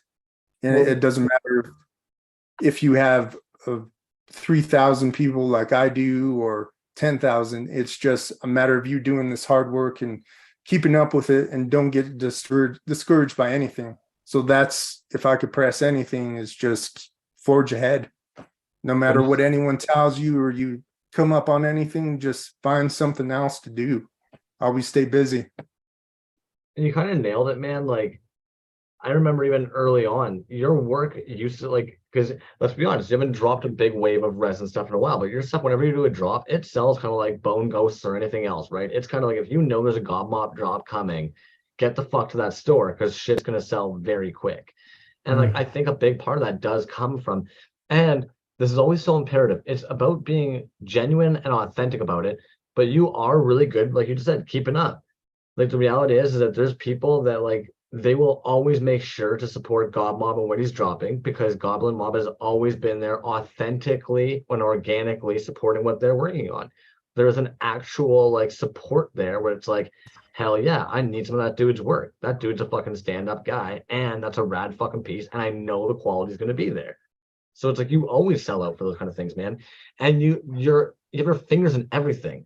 There are music homies I'm sure you have that have like grabbed some of your vinyl and your resin pieces, and that's like some of the only toys they have in their house are some of the Goblin Mob pieces. You know, I'm sure that there's dudes that have done like the individual who currently did the t-shirts for you and did the current like design. I'm sure they at some point will have some Goblin Mob figures in their home. You know what I mean? Like, it's just one of those things, man. And you kind of nailed on Dr. Plops. He's another one. I feel like, you know, there's a lot of dudes. B and I have talked about this. It's crazy sometimes how there's some dudes in this scene. You can tell they're just doing a lot of this, and yet they're not really making anything. And their following hasn't really changed in a number of years. Then there's some of these other cats, head down, chin up, boom, release, sold out, boom, release, sold out. They're just chilling. They're literally just making cool shit, liking cool shit. They might be chatting some people in the DMs. They might be just doing that kind of thing. But like otherwise, they're just grinding. They're just putting out work, man. They don't have time to be talking smack or anything. Like, I would definitely lump you in that category, dude. Like, you're always just supporting, sharing, and then making rad ass shit, collaborating, giving a lot of opportunities and sites to other like artists as well, and doing that, man. Thank you very much, Crumbs. Appreciate it. I was trying to make you blush. Yeah, I'm doing it right now. It's just there ain't too much light in here. Dude, let's give this other claw away. This is badass, dude. Somebody just commented on here or a little while ago about this piece, but this is awesome, man. I actually have one of these myself. I have the purple, blue, and green one, which I love. Super sick piece. And that's now this was on the Mimp claw, correct? Like, is the claw from Mimp originally? No, it's from Vampire Hunter D. It's his hand. Gotcha. And this is all sculpted by you, correct? It's Most Monstrous. Most Monstrous, that's right. Okay. Yeah. Nice, dude, man. I got a nice little Most Monstrous collection going too, man. I remember when you said a while back that he does a lot of the sculpts for you, dude. But this is dope, man. So congrats in advance, whoever wins that one. And Most Monstrous is a young buck too. I haven't heard from him. I was looking at his page earlier. It's like January, I believe. Yeah, it's been a while. He's going through stuff. I don't want to say too much, but he's my dude. I talk to him every single day. He's doing well. Nice. Good to hear. Exactly, man. It's just good to hear. And yeah, dudes, honestly, even you're saying like it's life. I think there was somebody else we were talking about how it's like life kind of crept up. Right before this, even I was talking to B. He was like, "How you doing, man?" I'm like, exhausted, but everybody is. I think everybody's just a little exhausted right now. We're all trying to like shake those winter cobwebs and just fucking keep the good juju going. Speaking of good juju, there you go. Throw Sarah Booze on there. Crazy giveaway here. Sarah Booze hopping onto the giveaway wheel. And Sasmac, I did end up catching you there, homie. Sorry about that. Bootleg Toyco, I do believe you're up here on the top in all capitals. Mechaducky, you are indeed up there. Boom, boom, boom. And Mechaducky is one I'm always kind of curious to kind of poke the brain of like, because we were just talking earlier about like Japanese Safubi and soft vinyl, and I'm curious some days when you get into like the nitty gritty of something like what is it? Skull fucked, Skull Brain, where they all discuss. Oops, I put Kyle Kerman there. They all discuss like new vinyls coming out and stuff. And it's like, well, what makes a vinyl toy classic or work in that medium or speak to that medium or buyers of that medium? Yeah, throw Strafe on there if you could. I saw Strafe come in. What's up, Strafe? Thank you, Kyle, for trying to correct pronunciation. Bose, I see. But Booze is so dope, you know, the old booze hound, Sarah Booze. I missed that talk. I was walking the pup. Mecha dog. Well, just feel free to chime on in. What makes a Safubi dope? You are God here, and whatever you say is how we will proceed going further whenever we talk about any vinyl. No pressure.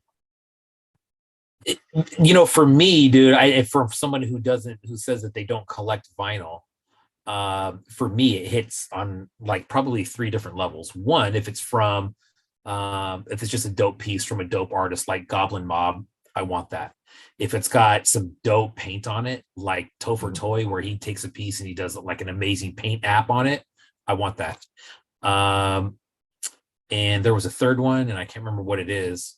If it's just a piece, if it's just a dope looking piece, dude, like I'll be the first to admit, the majority of the pieces that I have, unless they came from somebody specifically that I know, I don't know where a lot of like what my pieces are called, or who they're made by, but I know they look really dope. So, and a lot of that comes from like Topher Toy, where he's getting other pieces and then painting them.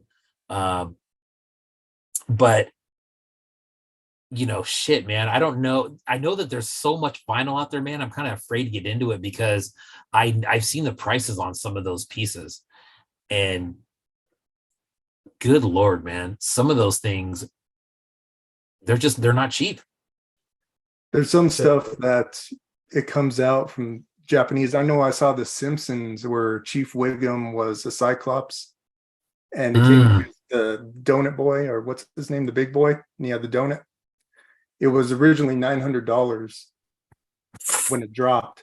Wow. So I can't remember who released it, but afterwards, you wait a month or more, those things climb up to $5,000.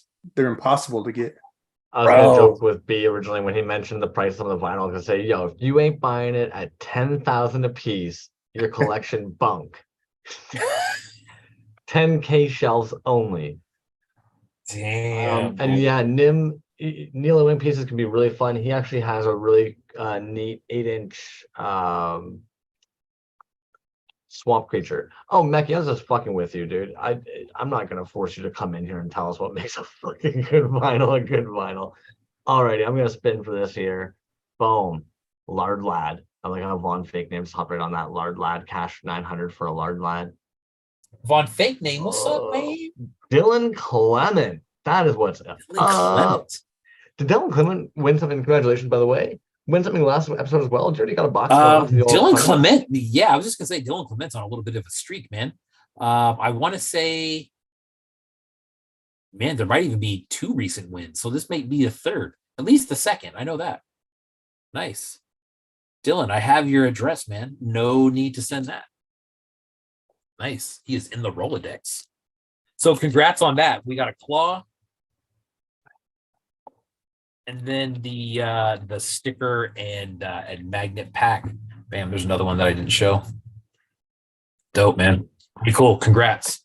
Goblin Mob, thank you again for sending these, man. These are super sick. And you have made 2 people very happy. Dylan Clement's in Canada, I believe. So this one will be going international. You know what?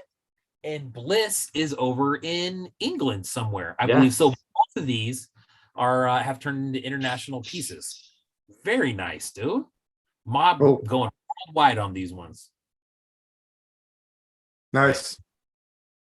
Damn, dude. I'm out of curiosity, do you keep, besides like the test pull, do you normally keep one colorway of each of your releases? Do you collect your own toys? No, it's against my beliefs. Ever since resin, I don't keep anything. Wow. Oh, shit, dude. That's so the only things I have is those test pulls and what they're back here. Wow. That's a good record to have, man. You know what's funny, dude? Speaking of not keeping your stuff, after I made that Skyman post by Healy the other day, he hit me up and he was like, "Oh man, that's dope. I wish I had one."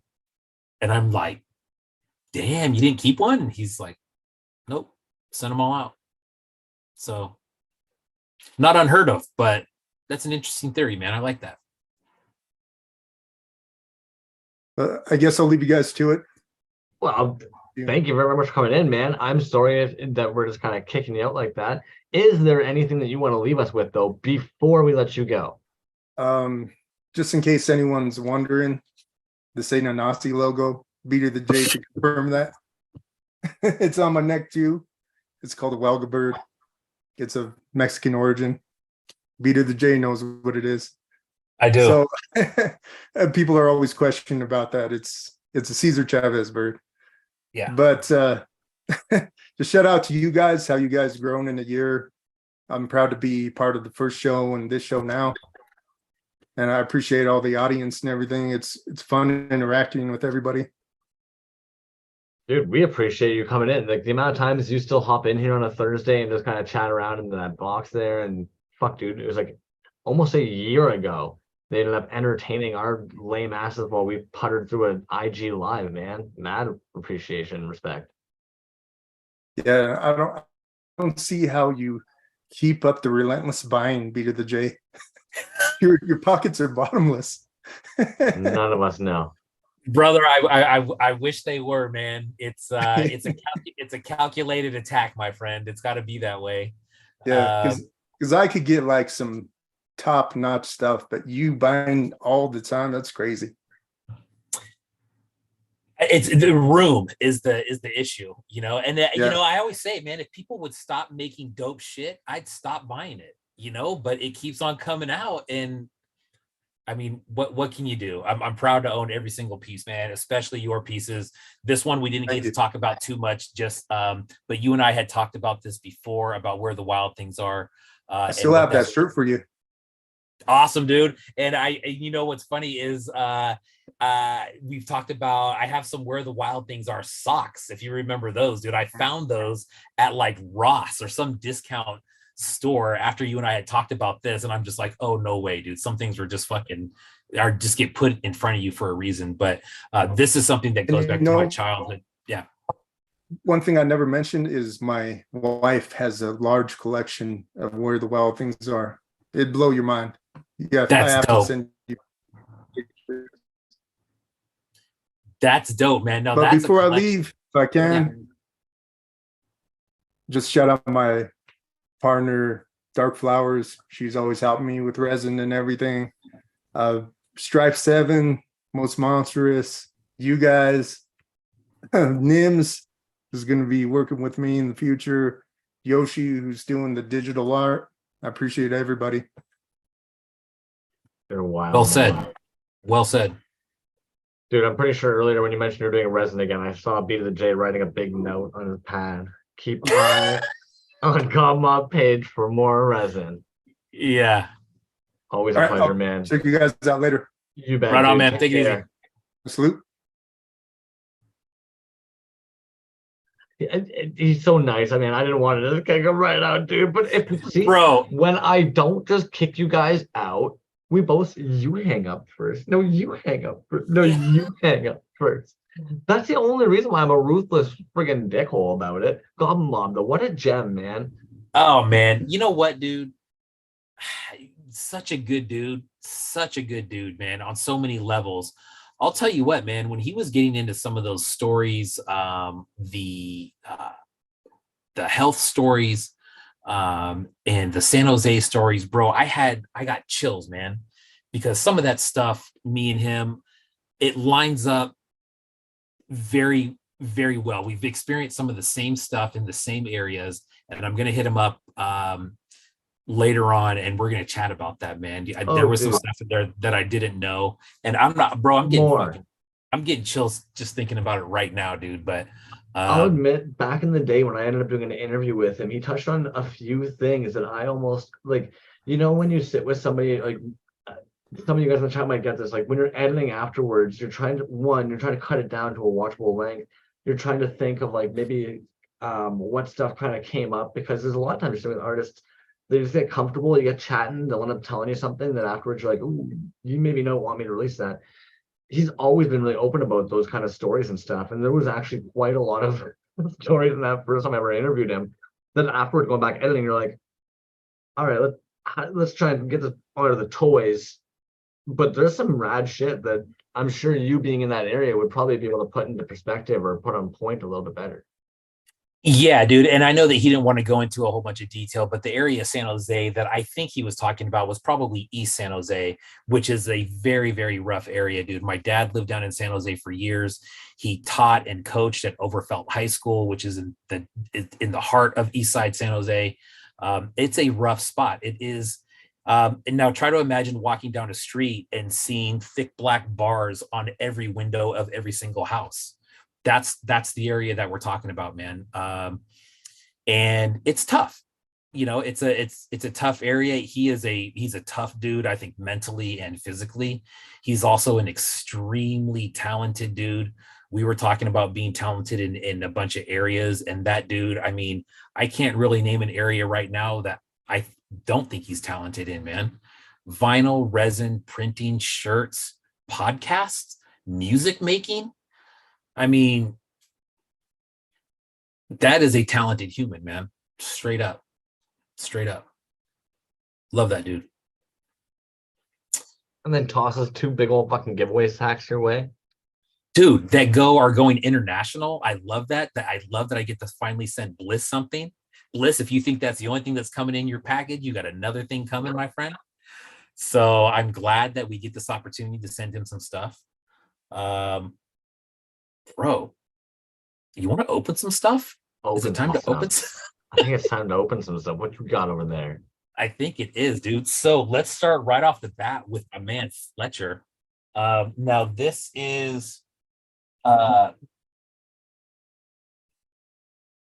Tacos, of course. There was something that I'm looking for. Is it in? It is in here. Sweet. So this is a very cool bag, man. So I saw Fletch at a show in Concord, California. Last weekend, he had a booth. On Saturday, he was doing a booth with Kerfloss, who was doing some sculpting there. Was very, very cool. I had every intention of doing a live from there. I ended up passing on the live because of a couple reasons. Number one, the location that they had was a good location as you walk in, but it was right next to the bathroom. And when you're filming I didn't want to get in a situation where you're filming where people are standing in line for a bathroom, right? The other thing was just being a parent. There was a lot of kids at his table, and I didn't want to film any kids and make anybody all fucking weird and uncomfortable. But and he had a lot of kids there because of this. He had a sign up that said, "Make your own action figure." Simply stated, make your own action figure. Then he had his line of stuff, and he was waxing or sculpting in wax. So not wax, sculpting in wax. And a lot of people were stopping by. A lot of kids were stopping by, like, "Oh, how do you do that?" Now, for me, I didn't stay in that one spot the whole time. I think the majority of the time I was at the show, I was kind of hovering around that booth. But for me, it was very cool to see the younger generation, really younger generation. We're talking probably elementary school kids that are interested in making action figures the old school traditional way, man, where you're waxing and molding and casting. And I thought that was super cool to see. So that being said, Fletch had a variety of stuff out there. And here we go. So this first one, Fletch, you're going to have to tell me what this is. So this was I believe this was originally a vinyl figure. And this is Fletch's very first pull of this. This is freaking badass. It's static. It's got this really cool rainbow pour on it. It's got glitter all throughout it, dude. I have a feeling that my pictures will not do this thing justice. I will try very hard, but this thing, the UV on here is outstanding. It will not show up on camera, I promise you that, but it's badass. I believe there's going to be more of these. Fletch, you'll have to let us know about those, but this is the very first poll. And thank you, man. This is a very sick piece. I believe he said this was a vinyl piece originally, so he'll have to fill us in on what that is. But very cool, man. More of these to come, I believe. He's nice saying it's Macro Super 7 vinyl. Macro, there you go. And the UV is sick on that one. Yeah, absolutely, dude. Robert Bloom also just taking a little detour here, says he loves wax sculpting. That's Worst Villain Ever. If you haven't seen Worst Villain Ever and doing some wax sculpting, check it out, man. That is a guy that is following kind of the Kerfloss model. And it's great. It's great stuff, man. I too am looking forward to seeing some more of that stuff. So that's the first piece from Fletch. Awesome. Thank you, Fletch. No, quick shout out to Fletch as well. Like, I know like it doesn't actually mean anything, but a little like community MVP. There were 2 artists this week that actually, in chatting to them, mentioned that he had actually kind of really brought them a lot of inspiration and motivation. Man, I know Hell Radical was saying that he was actually at the that little show happening at the Collegiate, and mentioned that sitting with Fletch actually really charged him up, filled his cup up. I know Nim was saying his cup got some Fletch filled up. So fuck, man, hats off to you, dude. Yeah, definitely, man. And, you know, and just a shout out to Fletch, man. I saw him the other day. He fucking looked great. He says that he feels great. He said that he's been getting healthy over the last year or so. And you can tell. Congrats, man. Very happy to see that. That was a cool weekend. I wish I could come back for Sunday to see Hella. Had some other stuff going on, so I didn't make it out. But actually, Fletch and I are going to a toy show this weekend down in San Jose this weekend, which would be very cool. That's a toy show that went away during COVID. That's one that they have every 3 months, and it's large. It's probably twice as big as the one that he was at this last weekend. So it'll be fun. It'll be a good one. Also, Fletch is also making these coffins. If you haven't seen those, I don't think I've posted any of these yet. I picked up a few of these at DCon last year. This is a very cool coffin, and it's going to stand at 3.75 beautifully in there. It's going to be a nice little display piece. Let's talk about these, because I know you want to talk about these. Those guys right there. Now, this is the mold that came from Killer Bootlegs. And there we go, man. This guy right here. Yowza. So this guy's got metallic, there's purple, there's orange, there's green, there's blue, there's gold. That is a sick one right there. And then this pink and yellow. That one is very cool. I believe that one's got some really cool UV on it as well. But if you're looking for some of these, hit up Fletch. I'm not sure if he's making any more, but there were quite a few of them at the table last week. So yeah, very nice, man. This one right here, dude, I love this, and I hope he sells a lot of these, man. This guy right here, this actually has a little bit of fresh broccoli in there. I believe that's Girl Scout cookie from what he said, but this is a great, dude. A little guy with a hard hat on, or a miner's hat, and pouring himself a cup of coffee, and it's a smoke break. I believe that's what he's calling that one, dude. That's awesome, Fletch. That's a very good deal all the way around. Fraggle Rock, dude. Yes, exactly, dude. You nailed it, man. Fuck. I was trying to think of what that was from. But dude, really clear. You can really see that shrubbery in there. Very nice. That is really nice, clear, man. Very little fogging. Yeah, Shambling Mound. Jazz, what's Shambling Mound? I don't know what that is. Dozers, yeah. So the Shambling Mound is the D&D monster manual draw up of that lava man that you're holding in your hand. Gotcha. Yeah. Gotcha. Boozer Dozer, yeah. Fraggle Rock, yeah, 100%, man. It is a very clean cast. Good point, Jazz. Let's pause real quick. And Johnny Marbs, good question. Johnny Marbs went away a little bit and then came back, and then I think he maybe he's taking another break, or maybe he's just got some other things going on. But I was gonna say that dude works like 5 jobs right now. The jack of all trades. Yeah. So if you're close with Marbs, maybe reach out, say what's up. Put a crack rock in the doozer. Yeah, that would be up for consideration, I guess. Fragile Rock. Yeah. This is another one that he tossed my way. This is actually a double cast skull. There's another skull in there. And again, this one has some metallics in there. And Fletch, I don't know. I don't know if he did some sculpt on that. Fletch will have to let us know, man. I forgot. Honestly, I know you told me and I forgot. So please let me know. Now we got crack talk going on. Now people are looking for crack. Fletch, you know where Oakland is. I mean, I don't want to bag on my city there, but good Lord, man.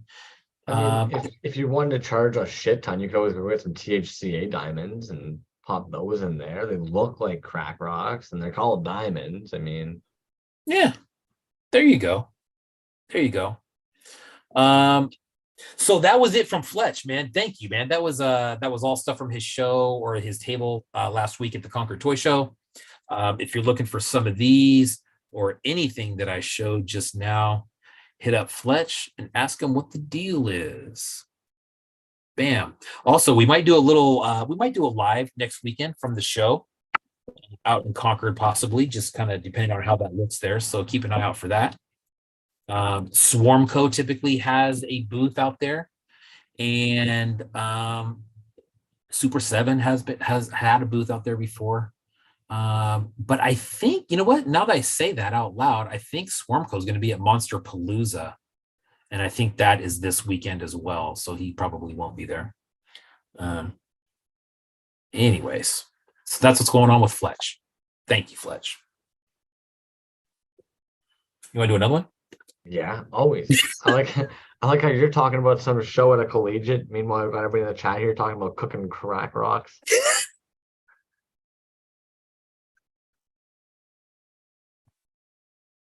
Toys alive. Toys alive. All toys all the time. All toys all the time. Raccoon is an actual upcoming film. Look out, Cocaine Bear. Oh boy. Okay, so next, Luke Welch, man. Luke Welch always has dope sculpts. I sat back on one of these recent drops that he had. He had released a lot of pieces, and sure enough, a lot of them sold out. He did say that he had some stuff left. And so I jumped on there for the some stuff left stuff and got it. And here's what it is, man. So I don't know if you've noticed, bro, there's been a lot of owl pieces lately. And here's another one. Owl Killer is what that one is. That's the original sculpt by Luke Welch. Very cool. We have this guy. I did not write the name of that one down, but this guy with the dragon fist, I believe that's part of his wrestling series, which is so sick. Another one in the wrestling series would be Android, I believe is that what that one's called. That one's super sick. But yeah, man, that is very nice. Luke Welch sculpture on this one. And then this guy, the ghost with the glasses. That was very cool. So these will all go into the Luke Welch section, which is 2, 4, 6, 8, 10, 12, probably about 15 deep now on Luke Welch, man. And they just keep coming out. Check out some of this stuff is pre-order, but what I've noticed, dude, even the pre-order stuff actually is gets to you really quick unless I hit it just right as far as the production goes. But yeah, Luke Welch, man, very, very cool. Awesome work as usual. Man. All right. Yes. So here's one thing.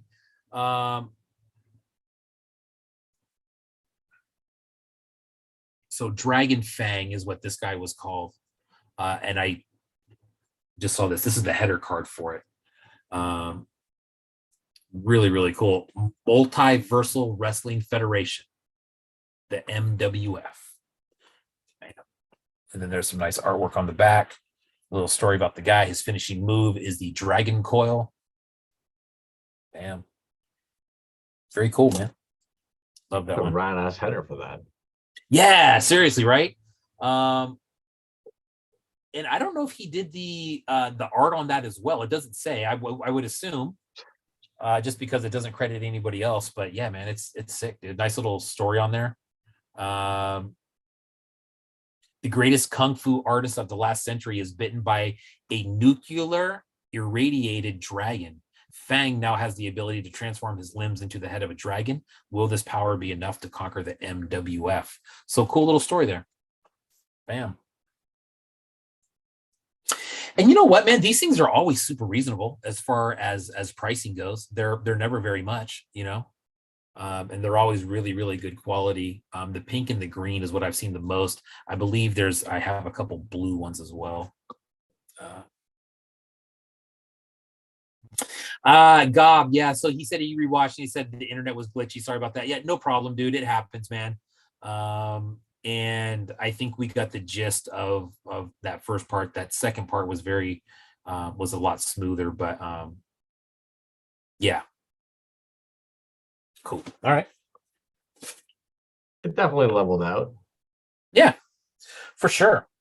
You know what? I'm going to show one more, man, just because we're kind of on a roll, and it's sitting right here. Dude, Zimitco, another one. I can't stop with the monkey religious pieces, dude. I can't. The ape religious. I can't stop. I see him, and I'm just like, yeah, I gotta have that. Yeah, I gotta have that. This one, I believe these ones all sold out. But this is. It's got this nice blue, kind of pearly. There's some purple going through it. Very cool, man. Solid. The paint on the face, dude. Look at how small those teeth are. Crap. What a pain in the ass to paint those things. Dude, what happens if you screw up? I don't know how he gets them so tight, I'll be honest with you. Like, I get that some people who paint a lot might be like, well, they're raised up a bit, you know, dry brushing over them a couple layers, but it's like, no, he's going in tight. Like in the video I saw of him going in, it looked like he was going in pretty tight. He's good, man. And all this fucking bejewels, dude. Very time-consuming piece. Not to mention in materials alone. Like, that thing's a beefer, homie. Yeah, it is. I can't stop making them is the problem. Yeah, I get it, man. You know, and while we're on the story of Zimitco, let me try to lift this up. Zimitco is going to be on the show pretty soon, and shame on me, Zimitco. I'll have to go back through our conversation there and see what that was. When I was talking to you and setting that up, I don't think I have my calendar in front of me, but Zimitco, I believe it's going to be after 5 Points Fest, so that'll be cool. But yeah, he says he can't stop making them. Good. Yeah, well, keep making them.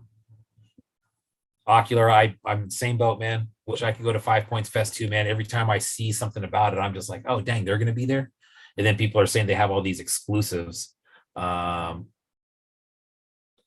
that are gonna be there too. So that is definitely something worth going to if you're in the area. What you laughing about over there, brother? What you laughing? Sorry, I'm reading the chat. Like Resinblood asking, like, well, the chat's going like Resinblood's asking how much resin does one of those take. Mechaducky saying gotta ask how much for a Far Cry Hunk Monkey, Herc Monkey. Zyma saying painted fucking 44. Those 3-inch guys, all white teeth today. It's like, yeah, damn, dude. Didn't go wow. Holy shit. Well, and if you saw his stories, he had it earlier. It was like he was putting one in a bag. It was like, I did this 44 times. Oh my god, dude. Fingernail brushes are best. That's a good idea. It's gonna drive me insane if I don't. I'm sorry, because I know it's not Toyz, and we're supposed to be Toyz all the time. Resinblood earlier was asking if anybody's even actually smoked crack in the chat.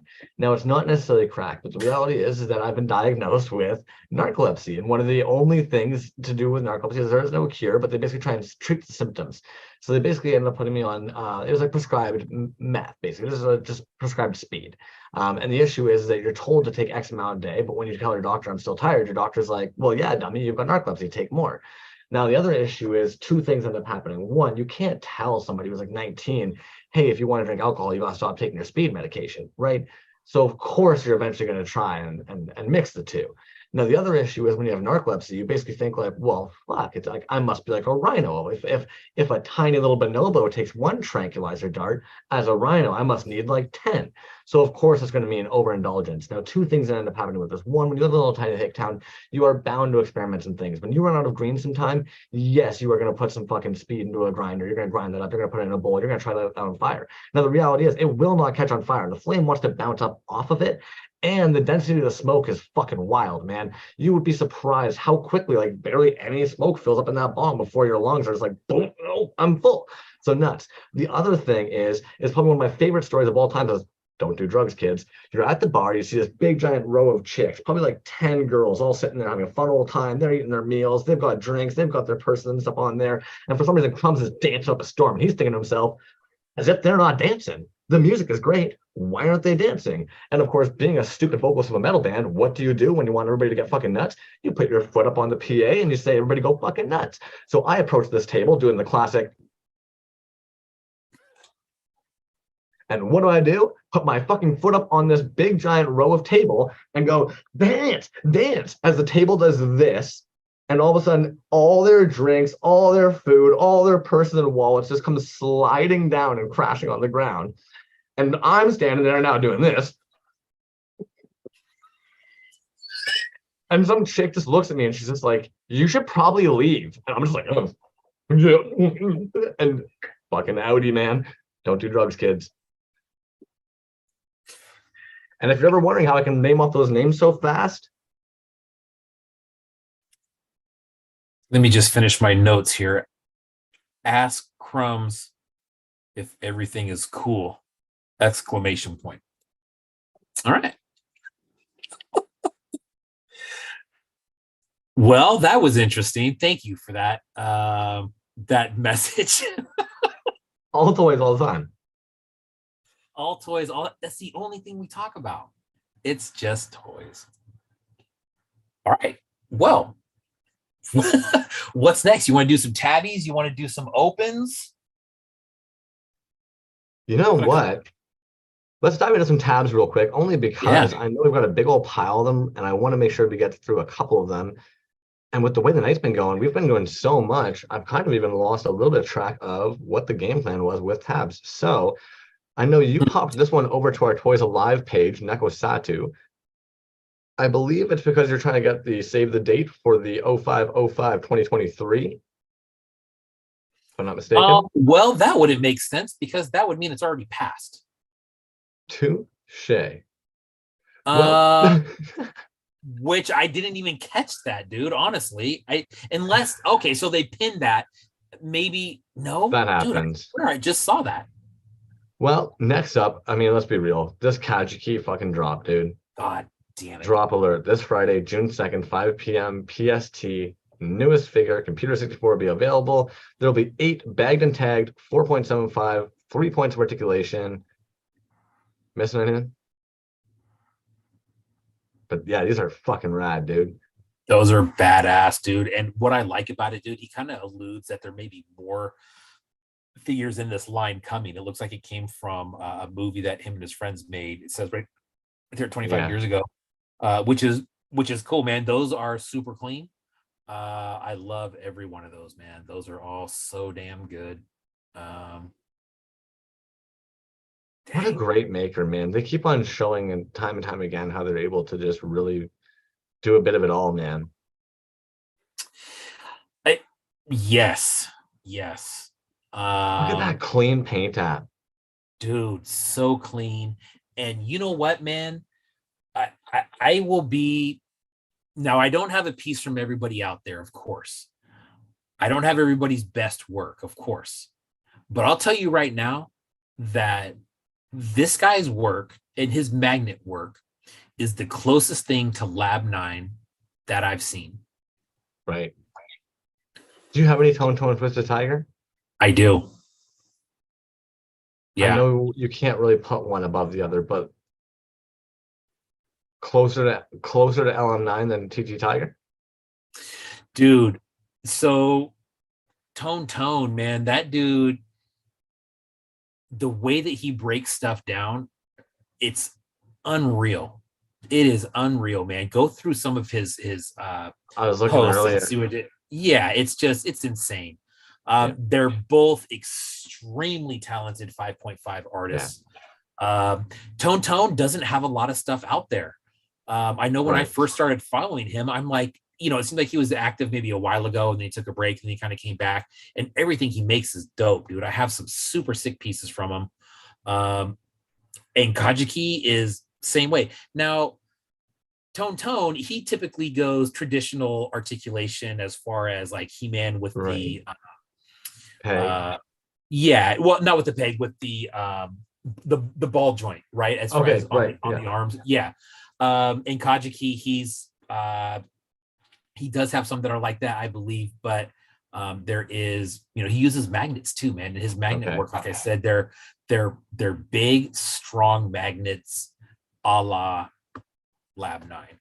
I have one of those. I'm fucking looking at it right now, dude. Those are badass. The dredger, yeah. And then Baba Jock's got a drop coming this week, Thursday the 8th. Oh, not this week. My apologies. A week from today, the 8th, 4 p.m. He's been doing a couple drops as well. He's had a drop. Was it last week? Yeah. Yes. By the way.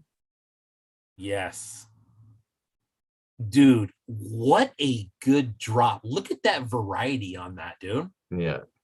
And how about this?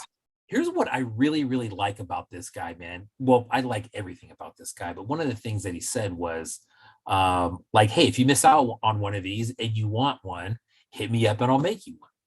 Yeah. Like, okay. Well, especially, I don't think there's been a single one of these that's been bad so far. Everything he does with this model is dope. Dope, man. I ordered one of those, and just like you said, dude, that'll be my third variety, and they all look extremely different. God, what a great drop that was, dude. And then, of course, you have one of these right now. Is going to be bring up the smoke break doozer. But of course, you already showed one off. But you're right, man. Pocket the clarity on those is sharp. Yeah. Pocket Salsa says he wants to push his drop to another week. Dude, if you've already put it out there, you're going to drop it. Just drop it, man. We can bounce back and forth and purchase more than one thing. It's all good. I'm going to take a look at that in a second as well. But the Drea Zayas piece here, I've been liking this Marshmallow Alien. Great. I love that, dude. I think that's very, very cool. I think there's a lot of different things that you could do with that piece, dude. You know what I mean? Could you see that in vinyl? Yeah, and I'm a sucker for anything that I like the looks that I can basically put another toy on top of. I'm just a sucker for that. Oh, dude, great point. And I should have brought that point up with the Castle Creep. Yep, same thing with that. Yeah, dude, that's a dude, 100%. I don't know why. Totem pieces, I guess, is like when they stack nicely on top. I want to see this Pocket Salsa drop. I didn't realize he had a drop coming up. I don't. The dude's on fire. I mean, he's always casting up something, so it makes sense.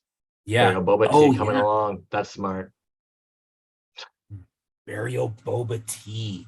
Oh man, I missed that. Yeah, I didn't. How long ago was that? 10 minutes ago. 10 minutes ago. Well, shit. Yeah. Way to go, B. Yeah, I know, huh? Oh, nice. That's good. Sleepy Fletch. Nice. Oh. He showed me that one a while ago, bro. And so here's something. This is just a little piece of randomness that I thought was very, very funny, dude. And I know Fletch won't get offended by this at all, dude, because it's all love.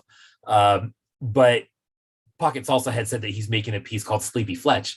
And I said, dude, that is so funny because when me and Hurt first kind of like started interacting with Fletch a little bit, I think Hurt said the same thing. He said, oh, that's Sleepy Fletch, man. And it's just his demeanor is just very cool, very laid back. Yeah. Like, might be asleep. You don't know. But it's all love, man. It's very funny. So when he said that name, we had not talked about that before. And I'm just like, bro, how did we both land on that name? Very, very cool, man. I love that. Sleepy Fletch. Awesome. Well done, dude. Yo, we like to go under those under 1000s. Check this out. This Acme Toys. Sazmac, thanks for coming in, brother. They're sitting at 767. How? Right. And this came up as just I believe this came up to me as just a suggested account. And I clicked on it and I'm just like, whoa, wait a minute here.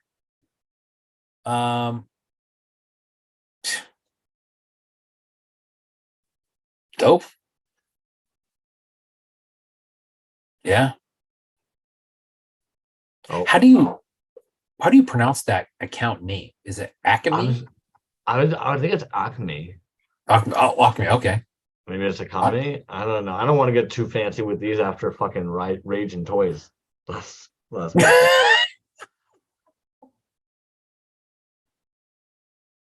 Mecha Ducky's actually shooting me a link right now for this High Proof Toys, which of course Rec Shop Resin's a piece of that team. So I want to take a little look at these here. I don't know what it is he's trying to point me at. Let's be honest, these rocks are fucking dope. The glow in the dark marble big rock type, 1 of 1 for 5 points fast. That looks rad. Yeah, nice. But I like all those rock ones. Don't get me wrong, the duck with boots is dope. These turtles are fucking rad as hell. But there's something odd about these rocks I really like for some reason. Yeah. And what else we got going on here? Zabe Toys. Yes. I tell you what Godmob was saying earlier, like, damn, dude. You don't have to have tons of thousands of followers to make some vinyl. Bro, and look at that piece, dude. I mean, beautiful. It's sculpted by them. And I believe that we just got a follow from them right before the show started, which is cool. I think we started following them right before. Yeah. Or just within the last couple of days for sure, man. Dude, look at that lineup right there. Now that I don't even know about vinyl, but I do recognize some of those names on there. I know Mad Monk is just unreal, dude. That's a piece that I do want. That's a vinyl piece I absolutely want. It's such an accumulation of different things. Yeah. Jeez.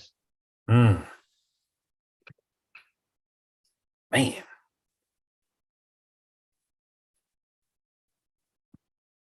Yeah. Dude. And then like, dude, that's dope. Oh, this is a Mushi Bros. That makes sense. Okay. Yeah. It's a dope piece though, man. Yeah. This is fire though. Yeah. Just gorgeous. I like that paint work on there too, man. I think they said the paint was by so that's a collab, but dope, man. That's dope work. Yeah. Shidora, nice. Hedora, she looks like she's wearing almost like a Hedora like cloak that she's yes like I was gonna say like a peacock feathered cloak or something, dude. Dope. That is dope, man. Nice Art Toy Chili. Now this is one of those accounts that it's almost like their paint apps are so tight you have to scroll down to even see how it all started to be like, oh shit, wow, like you're making these, all right. Because once these finish them off, man, like these are clean, these are rad. I thought we were looking at legit bootlegs at first. Oh, that's cool, man. Wow. Sitting here too, $6.95. Right, let's take a little break there because I've got a whole bunch of other under 1000s. But let's see what toys you got there. It's at 11:03 this evening. Yeah. That you got over there. Pocket Salsa want to know if those rocks we were looking at were crackers.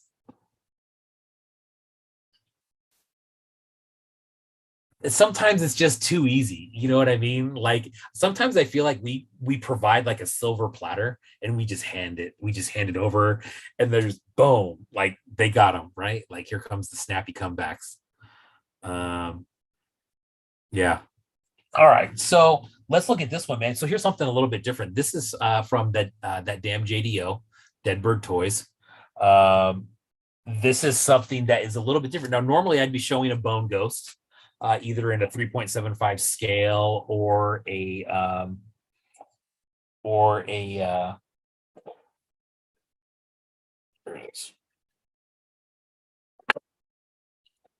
bone ghost at 3.75 scale, or the smaller kind of resin or Keshi style ones.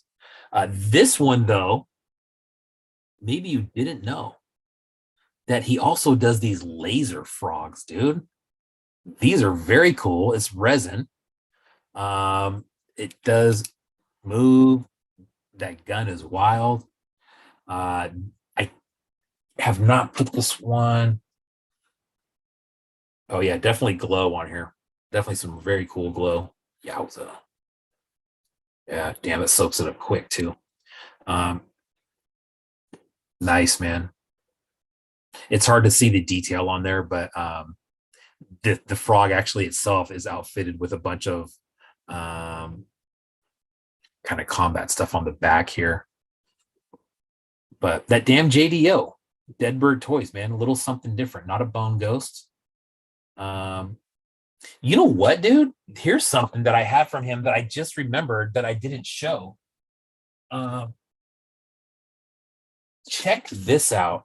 Now, no bullshit, man. I think this is one of the coolest things I've seen in a little while. And it's the Bone Ghost figure, but it's a 3.75.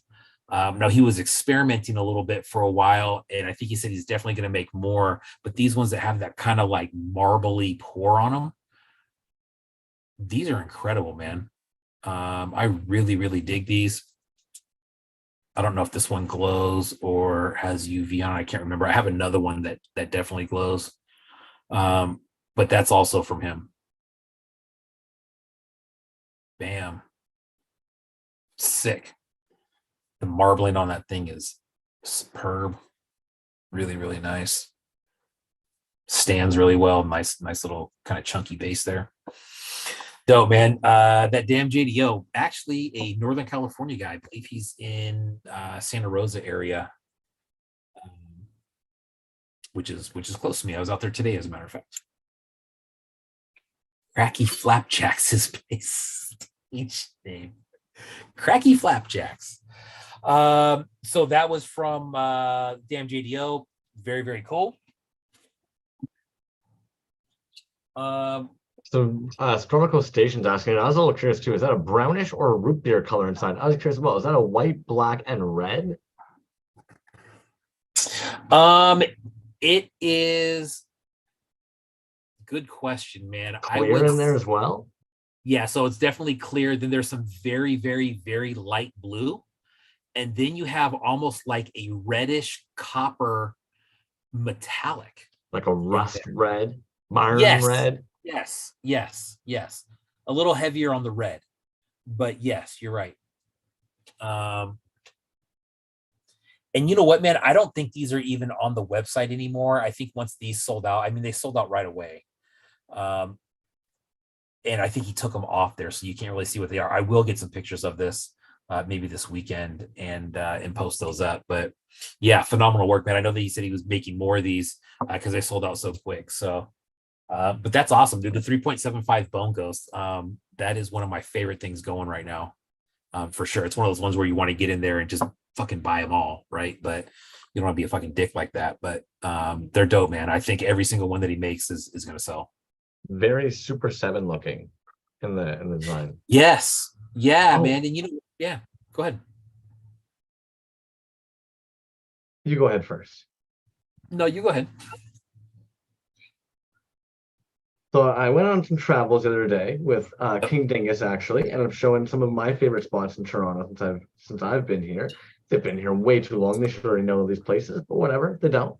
We went down to Chinatown. Chinatown happens to have the Collective in there, and they carry a bunch of bootleg toys, such as like Super 7, that kind of shit. Dude, it was sick to firsthand get to experience somebody who has never seen a Super 7 action figure look at a wall with all those reaction figures and just be like, no, well, what is that? What is that? And then all of a sudden run over and see like the music ones and just be like, whoa. It was really cool. And then what was even more cool is like, they kept being really stoked, being like, I just got my first toy. And like, is it weird that it's not like an indie toy? And I was like, what you just did is pretty common Like most dudes to get into the indie toy scene, like they probably started with a reaction figure. But it was so cool to see somebody firsthand have that moment of like, what are these? You know what I mean? Sorry. Yes, that is very, very cool, dude. I will never forget going into Super 7 and having that exact same reaction of just like, I've seen some of this stuff online before. Now this is going back probably three years, something like that, 3-4 years. And walking in there and seeing that wall of reaction figures and just being like that same reaction. What is all this and where have I been? Like, what is this? And so at that time, Phantom Star Killer was big, and they had several variety of those at the store. And not only had I not seen reaction figures before really in that form, with just so many of them, but I see this Phantom Star Killer guy, and I'm like, what the fuck is Phantom Star Killer? That is badass. I've told this story multiple times, man. The one that really caught my eye was the one that has the Beast Wreck backer on it. And it's, you can't really see it, but it's the one in that picture right there. And the piece is right there. And I, as corny as it sounds, dude, I absolutely fell in love with it and was like, holy shit, I need all of those. And then that led me to Healy, which led to Titty Bean, which is just kind of a weird order to find that in. And then it's and then I see you in that order.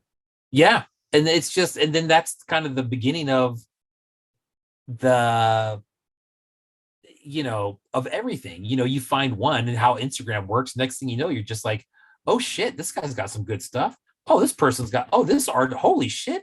And next thing you know, it's 3 years later and you're doing a show about it for 55 straight weeks. And it really happened like that, man. It's just, that's cool. I am so glad that she had that experience. That's cool, man. What a great feeling to see all that stuff for the first time and just be like, wow, this is fucking rad. Yeah. Plus, I'll admit it's almost easier, especially for us Canadians. Like we've talked about it before, that exchange, the PayPal, the shipping, if you're gonna like it, all of this stuff. It almost is easier to like pop your cherry with something in front of you that you can see and understand and comprehend. And it kind of gets you interested. Like Dre just said, get you hooked indeed. It's like, yeah, like, and you pinpoint, like, even I was explaining, I was like, if anything, most people go down that avenue. I just like what you just explained, where I'm like, you grab one of those, either you end up seeing a Phantom Star Killer or a Hellbent figure. You end up going, what the heck is this? This is really freaking cool. You end up learning about the artists. That's when you learn about the bootleg scene, the resin art scene, the indie scene. That's when all of a sudden you're kind of like, okay. And you'd be surprised how many people have actually said Titty Bean was probably the first bootleg artist they saw. Yeah. And, you know, Eddie says that PSK was a big part of his story too. Yeah, dude, the first time you see that toy, it does something to you. You're right, dude. It does. It really does. And I remember talking to Brent from Where the Toys Are the first time I went into Super 7, and we were talking about, you know, at that time, Healy Made had some Hellbent figures there, and then Phantom Star Killer. So I started talking to him about Killer bootlegs and Healy, and he's telling me that these are guys that are making action figures, but it's not stuff you can buy in the store. And that stuff, that concept to me, I didn't know that was a thing. I just didn't know. I didn't know that there was a world out there where people are making their own action figures and selling them non-commercially like that, dude. That was, I'm like, wow, that's interesting. How the fuck does that work? And then you figure out that shit, man, it works like anything else. You know, you create it, you sell it, and you talk about it, and hopefully it grows. And it's a crazy, crazy deal, man. How just the whole thing kind of unfolded, and now here we are, you know. I'll admit we've got a little bit of a more strange avenue than a lot of you do, is because do you know who Gummy Fetus is, or Jason Freeney? Absolutely. Sure. Okay, so for me, it all started actually with Gummy Fetus. And if we actually go back to like the beginning of IG, the reality is that there really weren't a lot of people doing this on IG. And I remember seeing Gummy Fetus and like following along and kind of like internet befriending this individual. And then when he ended up getting the license for My Little Pony, I remember being like, oh shit, homie's blowing up now. Like he's like got like the legit licensing for these. And I remember actually sitting there playing Magic with my buddy Ryan, being like, dude, like I feel kind of like a goober. Here's this dude that I've been fucking like chatting with and following for years now who's just blowing up. And like I don't have a single one of his pieces. And I want to do that in this coming next bit. I want it. And he was like, I remember being like December, and he was like, are you sure you're gonna be able to? And I was like, I don't fucking care, I'm going to. Like it was just like decided right then and there, like, no, I want some indie fucking work, man. And then I just started going down that rabbit hole, like I'm sure everybody else, where he started like going on AG, resin toys, bootleg toys.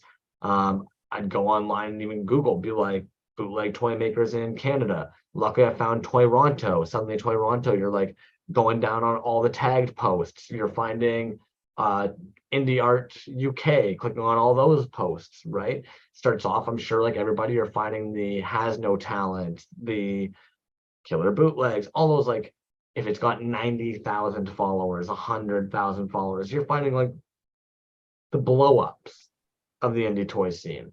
Right. And then you trickle through. I would even say like Wanna Spoons is somebody that like when I first got into the scene, you're like, whoa, shit, this guy's like a little bit more above where some of their dudes are as far as portfolio wise. Sure. Yeah, man, it's crazy. Zemetco, thanks for coming in, man. Appreciate the piece as always. Yeah, dude, it's just, I don't know, man. You're right. It's crazy. It's how one thing leads to another, and then speaking of one thing leads to another, and I've brought this up before, and I somehow haven't found them. I probably haven't been keeping my eyes open as much as I should. But the fact that Plastic Gorilla, what is it? Oh, frick. Playful Gorilla? Playful Gorilla. They technically have toys at Walmart. They ended up designing, I think it's like 3 or 4 different dog chew toys that even they made the joke the one day where they shared the post being like, anybody who wants some of my pieces, this might be the cheapest my work will ever be in vinyl. And you're like, yeah, no shit. Like, you don't really think about them being dog chew toys, that they're technically all Safubi, but they're all technically soft vinyl. Yeah, exactly. Isn't that weird? Especially knowing, now I don't know 100%, but I roughly know how companies work with Walmart, and you don't have much say in how much you're going to sell that thing for. Walmart tells you how much you're going to sell that thing for. They're going to say, hey, we can sell it at this price, and it's going to be at this price, or we're not going to carry it. So it's up to you. What do you want to do? Yeah, and dude, in the form of a dog toy. Yeah. In my opinion, in like Europe, America, Canada, our Safubi or our soft vinyl, rubber duckies, bath toys, baby toys, dog toys. Like if you kind of want to look at like that material and what we were doing with that medium, or like single pull hollow molds and stuff, like those kind of are what we were doing over in the Western side of things. Yeah. It really wasn't like anybody was making these and thinking of them as being like an easy way to make a 2-part figure and save on materials. It really was like safe for children, no edges, like all these weird little things, and also for cheaper. But you know what, dude, that makes sense. Yeah, that's something that I never thought about, was how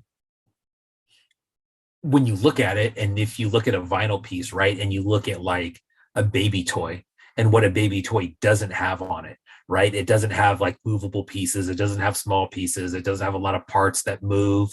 You can't usually take it apart. Most of the time it's one piece. It's going to be, a little bit soft to the touch, not hard. It's not going to break your teeth if you bite it. Knowing toys now, the next time you see a dog chew toy or anything, flip it over and look at the plug. Because you're going to laugh at the fact that it's got that stupid little section where like you're so familiar with seeing the pull out and then the cutting out and then the glued on plug. Like what's trippy is I remember San BC or Sandy Sculpts, Even the one day she did a paint app one of her figures, and I was like, yo, dude, those remind me of a British guy who used to do a bunch of bath toys. And she like named the artist like that. And I was like, yeah. And she's like, dude, I love his work. And then shared a bunch of these stupid little kids' bath toys that this guy had designed and painted. And it's like, fuck, you don't really think about it. But again, like it's all an artist designing this and sculpting this and then trying to make it the most practical for the production team. Yeah. Yeah. And you know what, dude, if you took some of these vinyl pieces that are, a little bit more basic and you didn't know, and I mean basic in a good way as far as like design and stuff, like not a whole lot of detail. If you were to put that in front of me and tell me that that was marketed as a kid's toy, let's say a toddler's toy, I wouldn't know the difference. I'd believe you and say, yeah, that looks like that,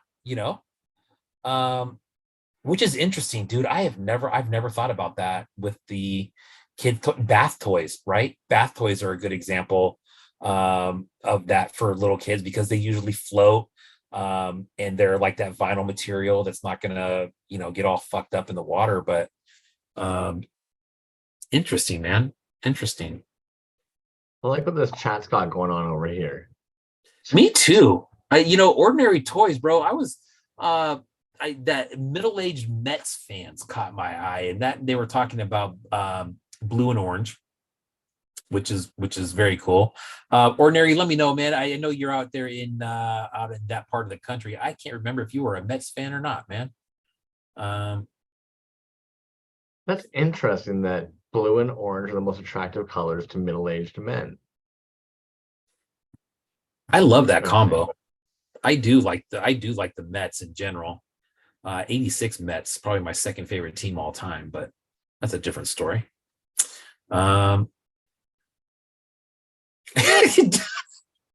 Dre says, I'm currently middle-aged. I thought we were all going through our midlife crisis. That's why we're here. Yeah, that's right. No? Oh, Ed says he doesn't know anything about sports. All right. Bliss Receptor says his logo is orange and blue. It's a good combo. What do we got next, May? I know you said you had a lot of was it under 1000s today? Yeah, I still have a couple more under 1000s to be chiseling through if you're down.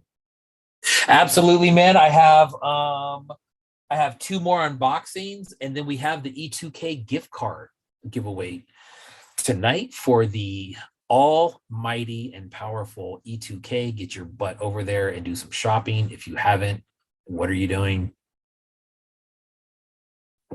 And so we've got Grayskull Toys sitting at 183.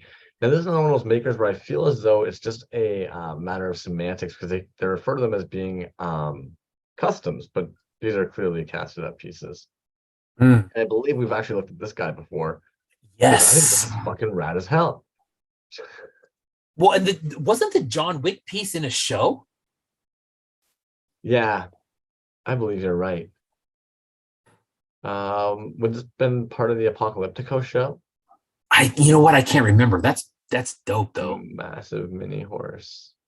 Have you seen the John Wick movies? Any of them? I have not seen any of them. Bro, are you a movie guy? We've never talked about that, dude. Do you watch a lot of movies? So I've been trying to get more into the habit of watching movies, but again, so I can't sit still for a long period of time, man. Like, sure, to watch a full movie. Yeah, no, I get it. John Wick, man, there's 4 of them, and they're excellent, dude. I haven't met too many people who said they haven't liked any of those movies, but it's very basic story, lots of action. Part 1 will suck you in, man. If you ever have just an extra hour and a half where you think you can muscle it out, man, to take a look at John Wick 1, dude. Fucking great movie. Recently I watched Terminator 4. Somehow I realized I missed Terminator 4. Yeah. One, two shabs at all. This is a rad ass fucking Micronauts little like tribute. I for some reason like the Micronauts. They're such a stupid ass fucking toy, but I kind of like that stupidness of it. And unlike G.I. Joe's, it's almost like it's meant to look like a dumbass. Look at this stupid flared collar and these stupid weird little flared booties. Yeah. Oh, yeah. Fucking Micronauts. ordinary Toys says doesn't know anything about sports. He says, I know they exist, and that's the extent of my sports knowledge. Hey, look at that orange and blue. I don't think I'll ever forgive football for the fact of how many Sunday nights I'd be waiting there for Simpsons to come on, and you're like watching the clock as the football game just teeters longer and longer into your cartoon time. That is so funny. See, dude, and that for me, we were on the opposite ends of the spectrum, bro. I was fucking watching that football game and hoping it lasted all fucking night, dude. When it was over, I fucking turned it off. Oh, the worst. We looked at Deep Root a couple times in the last couple weeks, I believe, because of course we pulled up the general purpose figure. But the dude's just been pounding out a lot of prints lately, and I want to take a little look at these because even these guys look fucking rad as hell. And again, it's at 206. What else we got? Sasmac. I know they're kicking off here, but dude. Oh, that's very nice. Yeah. Also, this is Garfield, right? Am I crazy? Fieldy? I don't really care. That's a dope piece. Yeah, yeah. Oh, he had a whole little gang. What is that? A gaggle? Fieldy readily doesn't like being ganged up on. You know, I like his Yoshi pieces too, actually. I haven't seen him post many of them solo. But that little Mario Yoshi, the mold for that, look, so smooth. Yes, dude. And look at that army of Chewies brewing. Yes, I see those back there. And you know what, man? I think he had some pricing at the top of his page there. Very, very affordable, dude. Those will be in the under 30s all day. Oh, yeah. I know that if anything, a lot of times, like, 16 each. Yeah. I mean, come on. 12 USD each. I mean, come on. You got a gun to my head at 12. Yes, I'm going to buy that at 12. Like, this is a prime example. When this maker first came out, they definitely had no idea how to be pricing. And I think I messaged you and I messaged them. They had a piece priced at 4, and it was like, no, dude. Nobody prices a piece at $4. Don't do it. Yeah, very cool. Soda Clown Toys, another maker we've pointed out a couple times this week. Dude, they're just putting out banger after banger.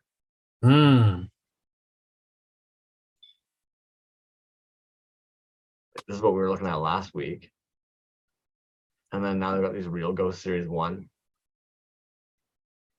Nice. Speaking of our familiars, Soda Clown Toys. Son of a Preacher Man, we've actually mentioned a couple of times. They often do a lot of work with Christina, Queen of Cats. I'm digging the fuck out of these, man. Yeah. Wow, that's cool.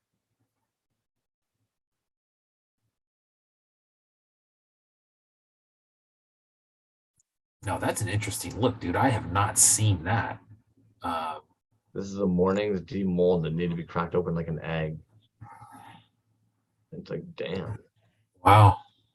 And I know we've actually gone to Christina Queen of Cats page a couple of times because I often end up talking about like they're marbling on their cats. But they've got a whole bunch of these now with the skull. Like, oh shit. Yeah, those are dope, man. I know that these would technically be miscasts, but I think they're dope. So they're talking about how big the mold is so big, it fills up the pressure pot. So I can only make this one at a time. Do they go over the scale of that, of how big that is? Well, I mean. Oh, wow. Okay. Yeah, they're big.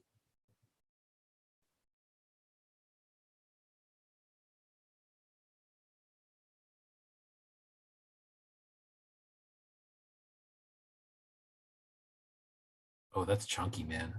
And solid resin too. That is a chunky boy. That's dope. I don't know what recycled grumble is. Oh, I guess maybe the grumble is a creature they had. Oh, gotcha. Okay. The cop with the donut head.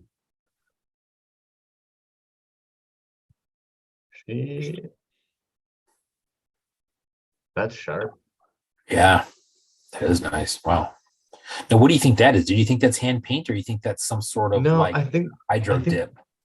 I think that's so typically you can do this thing where you'll use like leveling or an adhesive and you spray it on an image and then you place that image on it after that. And then you soak the image with a water sponge until it lifts the image off. And what you're trying to do is you're transposing the image onto the object by basically having that adhesive lift the ink up off the paper.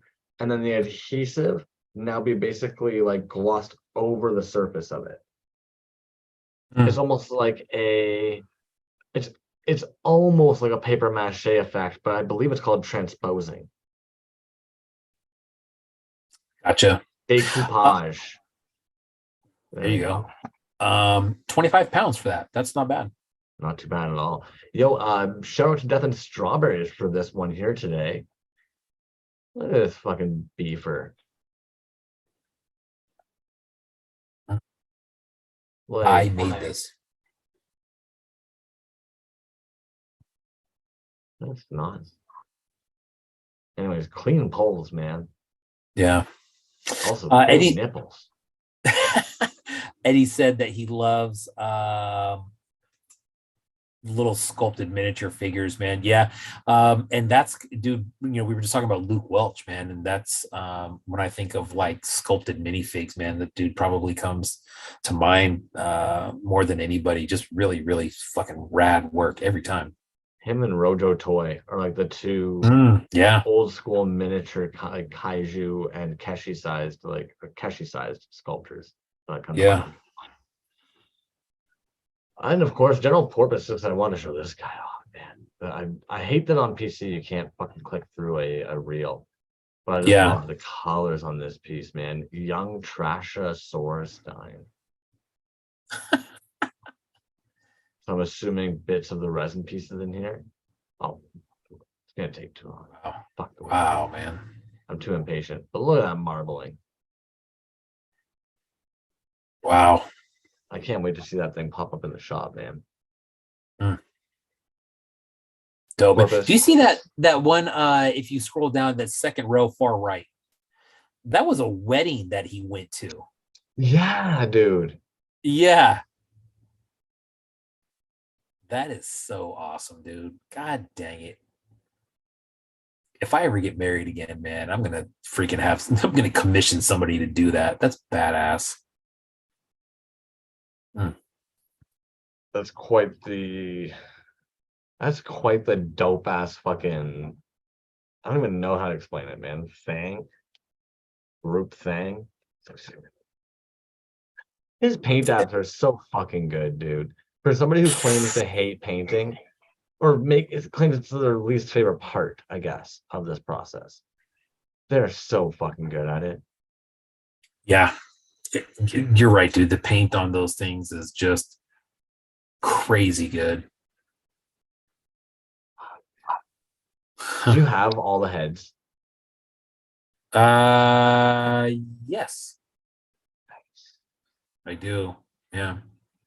And I'm starting to get them all in that neon now. That UV swirl.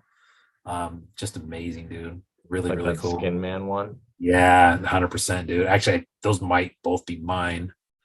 You know what? When was that? No, maybe not, dude. Mine were from March 4th. Mine were from Assembly Required. And so, you got one of these. Oh, dude. Beautiful. That thing, I'll tell you what, man. I've taken so many pictures of that, and every time I look at them, I'm like, not good enough, man. These pictures are not good enough, and I need to do this piece justice. I've done reels of it. It's just, dude, when you look at the pour on that, like, look at the pour on the legs and the arms. I mean, and it looks so sickly and milky. Dude, it looks 10 times better in person too. Fuck, man, that piece is so damn good. Yeah, like I said, dude, it's not that I'm not trying to take pictures of that one. It's just that one, you're like, okay, no, these pictures better be fucking dope. And I just don't think I'm there yet, man. At least up to my satisfaction. Chico Horror Toys rocking out their first pour. We've got like a looks almost like a 1950s Jimbo Chewbacca. Teen Wolf. Dude, I was just gonna say that's that kind of what do you call that Chewbacca figure right there? Is there a name for that one? I think most of us call him Buff Chewy. Buff Chewy. Okay. Yeah. So I'm looking at it. That makes sense. That's a good description, dude. I'm looking at a couple Buff Chewies right there. But do you think he sculpted those shorts and the shoes and the shirt on there? Well, I would actually go to say that these remind me of something like Space Jam legs. That he would have to go in then and put the Chewbacca hair back on. Oh, there it is right there, dude. Did he make that now? Yeah, I think that's it, all painted up and ready to go. So it's Teen Wolf, right? It's Teen Wolf. And that's dope because it caught my eye because Super 7 came out with some Teen Wolf ones that I have, but that one actually, you can tell it's not a Super 7, but that's a very cool piece, man. No, I don't think that's true. I think that might be a Planet of the Apes head. The chat will let us know. Yeah. What is it? Is it Buff Chewy? 537. These reminded me of Wonky Toy Company. But what's cool about these, in my opinion, is there are two halves that are magnetically put together. And then you can swap them. They come with each one an orange and a purple. And then basically you can swap them on the tops. So these function as a capsule and hide the trunk inside there, held closed with magnets in the right now in these two colorways. Nice. Man, I didn't realize you could do that with those. That's cool. Dude, I'm not gonna lie, the tactileness of them look really fucking fun. Yeah, now Bliss said that the last account we looked at, it looks way better than the Super 7. 100% agree, dude. I think that actually the likeness of the character is that one nails it more than the Super 7 one does. So good point, Bliss. This mutant pulp piece looks dope. I saw that they made the squishy brains. I did not put two and two together that they had made it so that the brains fit perfectly in these little skull capsules. Oh, that's awesome, dude. A skull with a brain in it. Who would have thought, you know? They killed that. Yeah. And for an account like with 537, dude, they're putting out some clean fucking work. Like, if I stumbled at this on a booth, like, damn. All right. Nice. Even these little dudes. Pulp. Yeah. Mutant pulp. Nice. Tiny. Are they tiny? Well, the brain. Well, no. Well, the spaceship with the little alien inside. The alien is. I saw how big the spaceship is. Yeah, look at that. Alien's got to be fucking. So pretty small. That's smart. That looks almost like some kind of like. That looks almost rubber. Yeah. And it just kind of sits in there too, which I like. It doesn't look like it has any threads on it, so it doesn't like screw on or anything. It does look like it screws on, actually. There's one thick thread. Yeah, you're right. It does have that bulge. Go ahead, Jess. Yeah, the platter has been served. Damn. All right. Sorry, guys. Mutant pulp. All righty. Malavibra Toys. Now, of course, this caught my eye, but I believe we've actually been on this page a couple of times. The Mina de Milo gummy. Yeah. But I think we've looked at the puffy shirt guy. How do you ever forget about the puffy shirt and the Trailer Park Boys? Oh, and that's right. Prison Mike. Prison Mike. Banger after banger after banger. The Timeless Art of Seduction, the George Costanza. That's a good one too, man. Not many. Prison Mike, though, dude. There. Dude, the first time I saw Prison Mike, I'm not bullshitting you, dude. I laughed on the show when that first aired. I laughed. You know, sometimes when you laugh so hard, like your stomach hurts, you're like, fuck, dude. You wake up the next morning, you're like, dude, my abs that I think I have are fucking sore from laughing, dude. And that was that, dude. Prison Mike. If you guys haven't seen Prison Mike, YouTube that shit. Enjoy. Moonforce Inhabitants is still sitting at 197. And dude, everything this person puts out is fucking next level. Just oh wow, that's very cool. Like how?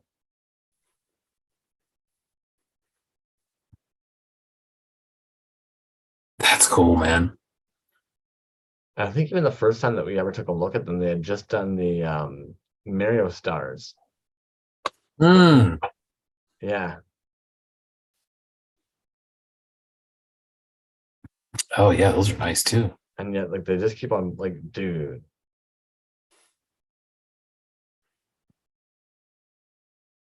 Those look fun as hell. Funfetti. The skills going off with the prison Mike quotes, dude.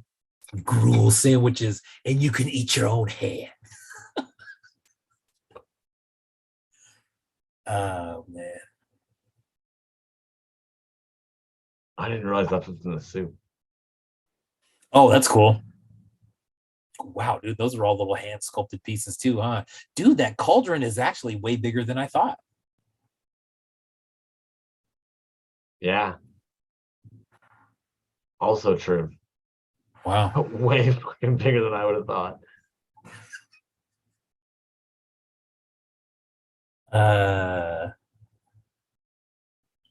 Oh, that's cool. Yeah. I like that. Yeah, me too, dude. I was just gonna say I like that. You can clip that onto anything. That's awesome. A little shelf sitter. Yeah. Now, sometimes you gotta say Toys. I recently saw they posted this May 3rd. It's just nice seeing them making again, man. If anybody's not familiar with Sometimes You Gotta Say Toys, they actually make a bunch of 3.75 figures in wood. So there's the balsam wood. Yeah. 100%, dude. I've actually seen this gentleman walking around at a couple shows. I've never talked to him, but he was on a show a long time ago, dude, and did an interview and was kind of talking about his process and stuff. I've tried to get these multiple times, dude. This is one that just eludes me. I don't know if it just wasn't meant to be or what, but very cool work, dude. 100% out of wood, and they are, they articulate. Yeah. I mean, shit. Yeah, I believe he does wooden peg articulation from, yeah. As opposed to, I know a lot of wood makers will use wiring for their pieces, but he actually uses little dowel, like skewer stick doweling. Yeah. Sometimes you gotta say Toys. Check that account out. Dude, This look is at that. somebody I haven't seen make anything in a while, actually. Fart Studios. She is 64 weeks. Wow, over a year. Bummer. Yeah. Oh, it happens. Damn. Dude, good poll on that. Sometimes you gotta say Toys, dude. That's a guy that I had forgot about, man. Oh, dude, this dude, yeah. Oh shit, I haven't even seen this. A flocked Moss 2 D2. That's dope. I would not want to try and flock some wood, dude. Oh, dude. So this little Motu Star Wars mash up there, that's badass. I like that. A Yucko Toys. I wanted to show off. I know they actually just did a drop this past week. It's very reminiscent of, come on, very reminiscent to me of the Bogadrock Ewoks that we saw back in the day. Yeah. Yeah. Recollection Toys in the house. What is up, man? I think next week, man. So Recollection Toys, I got your package, man. Recollection Toys, everybody has hooked this show big time. I'm not going to show it tonight. We'll maybe take a look at it next week. But Recollection Toys, everybody's familiar. They make the porcelain pieces. Sent a piece for a giveaway. And it's badass, man. Thank you for that. That was incredibly generous. Someone's getting hooked up in the next few weeks with some super sick recollection piece. So that'll be cool.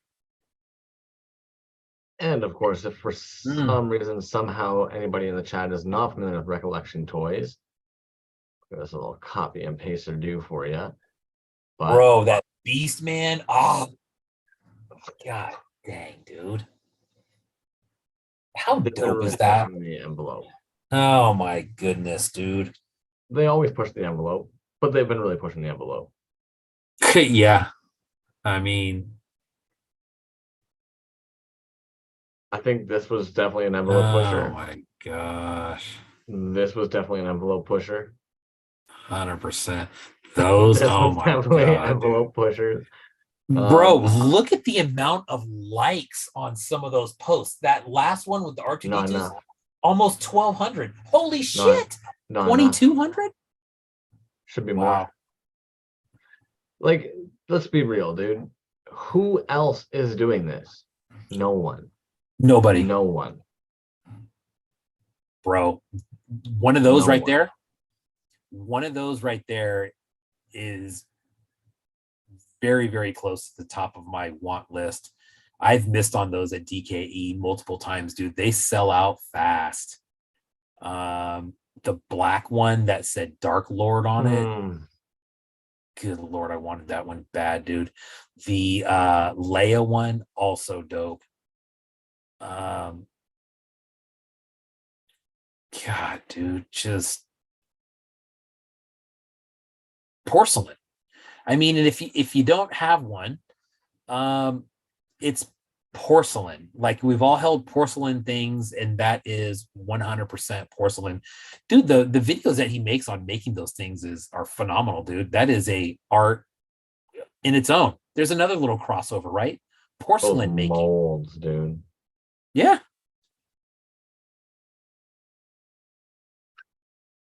Ordinary Toys says museum pieces, 100%, dude, and that is why the majority of mine are not displayed, because I don't have a permanent home for them yet. But you're right. Oh,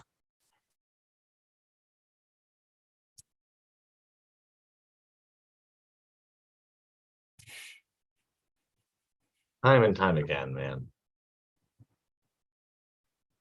I mean,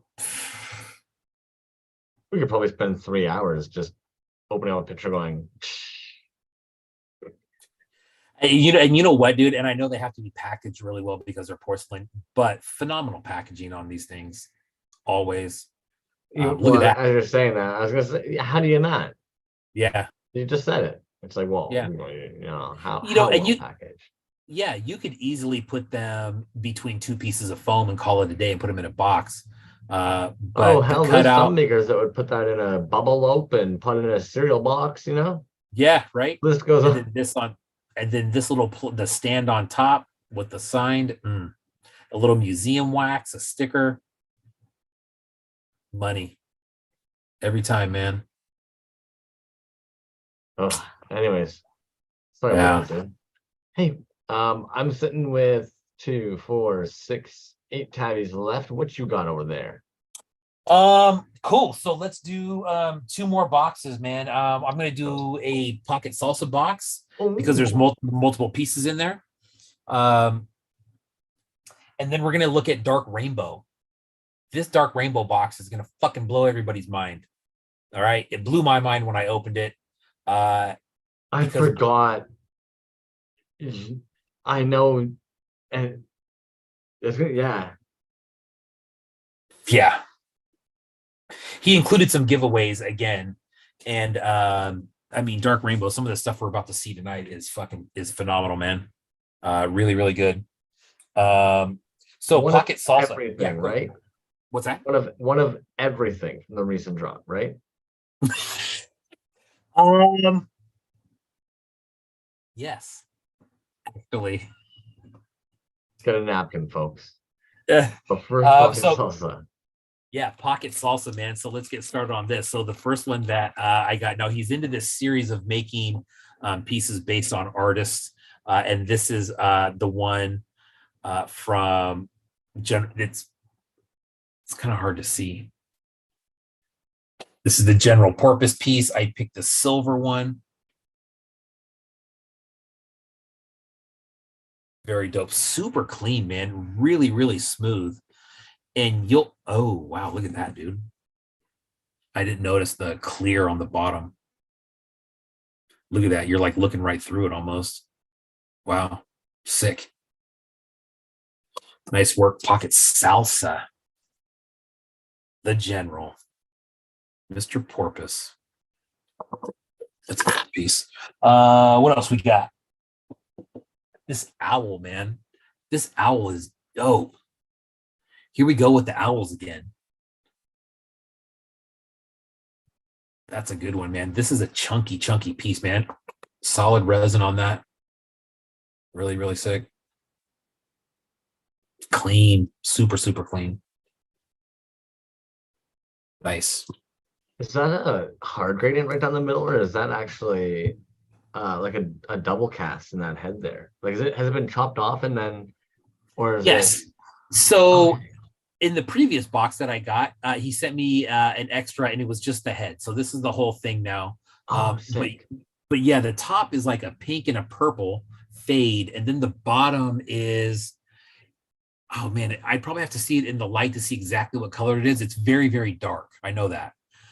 So yeah, it looks like two separate pieces that were put together for this one. But dope, man. Love that one. He said, "Skip mine. Let's see Dark Rainbow." How about this, dude?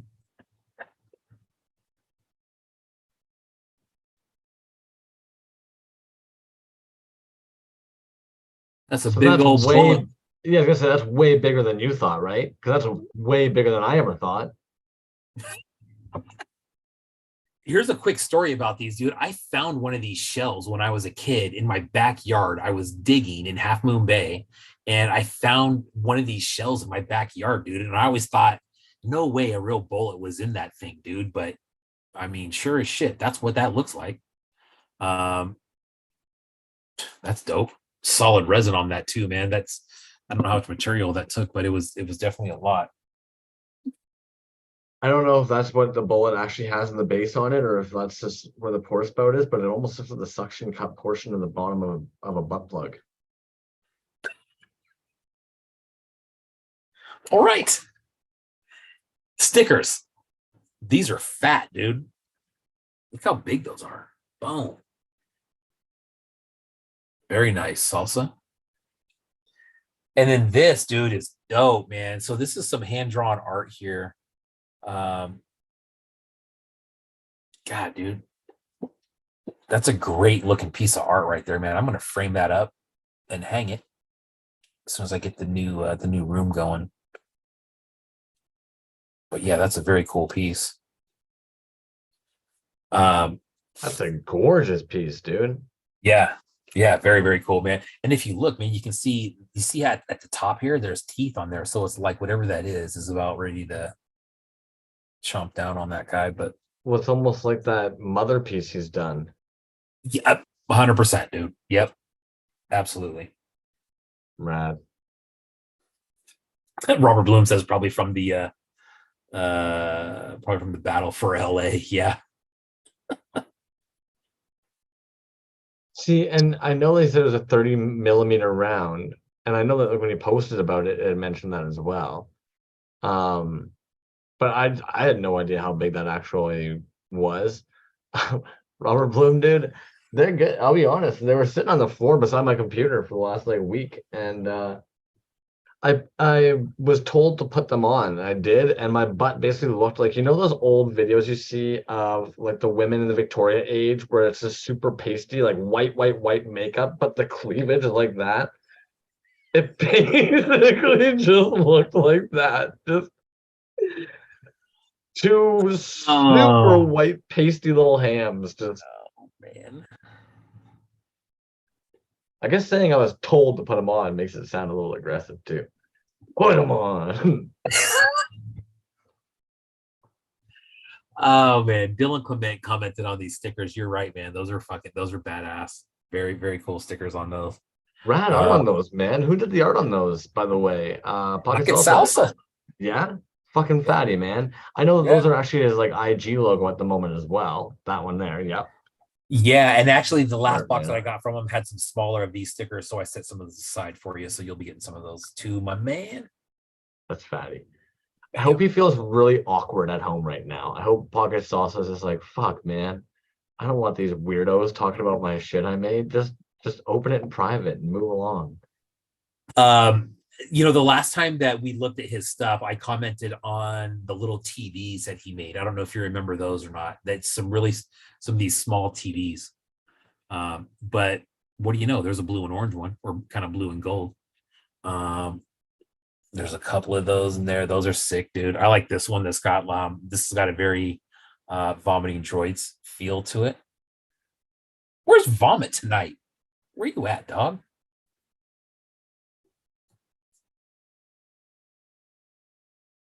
Gold resin on there on the overlay. That's dope.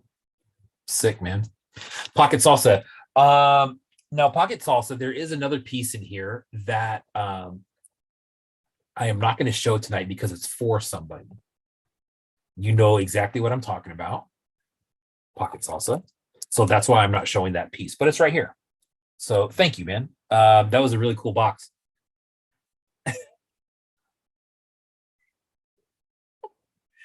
You know what, dude? I didn't want to say anything about when you were talking about that. I was gonna say, you know, King Dingus, I'm sorry you had to see that. I'm sorry you had to see it. And then they come right back with like, look, he put him on enthusiastically. Don't let him fool you. That is funny. Oh man. Okay, salsa, yes. Okay, you know what I'm talking about. But anyways, man, thank you, dude. That was a really, really sick box. Dude, I love that art piece, man. Way cool. All right. All toys all the time. All toys all the time. It's the only thing we talk about. It's like 3 to 4 hours of toys, and it's, you know, it gets kind of repetitive because we talk about the same toys over and over again. Bear with us.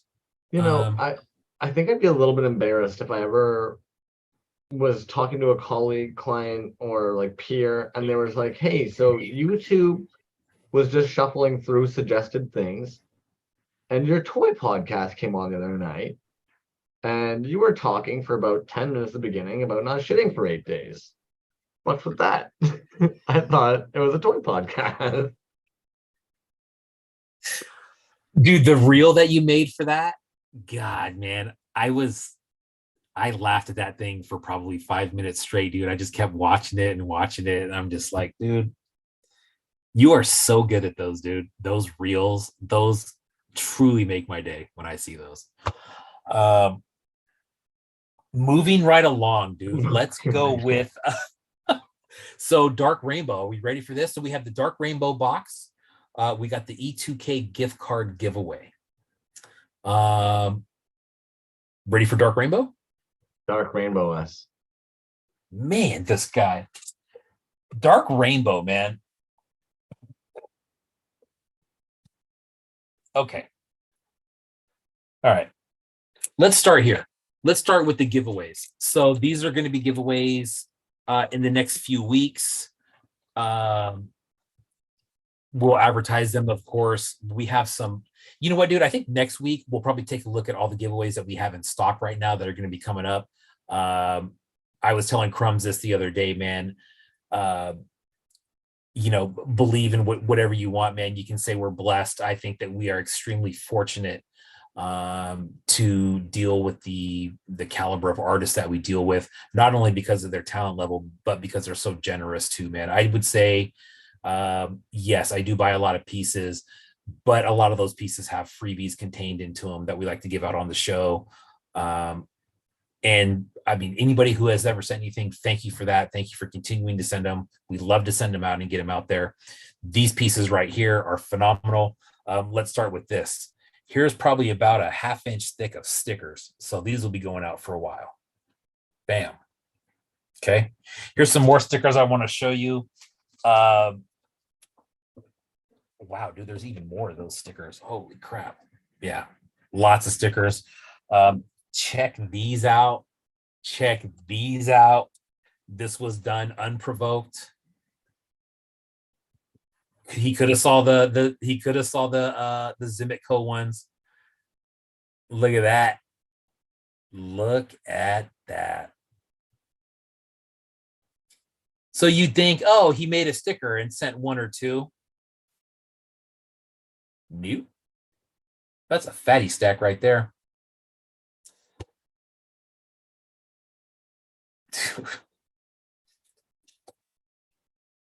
Dope, man. Those are dope stickers. The giveaways. These were actually in his drop. Got the green one. It's so good. I'm not going to open them because I want someone, whoever gets them, to open them. But look at that. Oh, you want a pink one? Bam. There's the pink one. Always really good. Look at the artwork on that too, man. Always super, super good. Yeah. Bam. So Dark Rainbow went, above and beyond, man. Thank you again for sending those giveaways. I haven't got to the pieces yet, man. Let's check out some of these pieces. Those giveaway pieces are gorgeous, man. Gorgeous. I did get myself one of the pink ones. I mean, incredibly clean. The paint, the magnet work, the capes. The capes might be one of my absolute favorite things that he does. Super sick. Here's a couple of figures. Check this one out, dude. How would you describe his palette? Because the reality is, even like every time that we like look at his pieces, I'm even looking at the pieces like behind you. Yeah. There's just nothing quite that like electric but opaque. Yeah, that's a good way to put it, man. Because this pink and green are a great example of that, right? Like not overwhelming neon, but it's a bright pink, and that's a bright green. That's like a bright, I would say that's like a bright Kelly green. You know what I mean? And I don't know what you'd call that. That's almost like a bright something. It's very like fiesta-y. Yes. Yeah. God, dude, such good paint work too.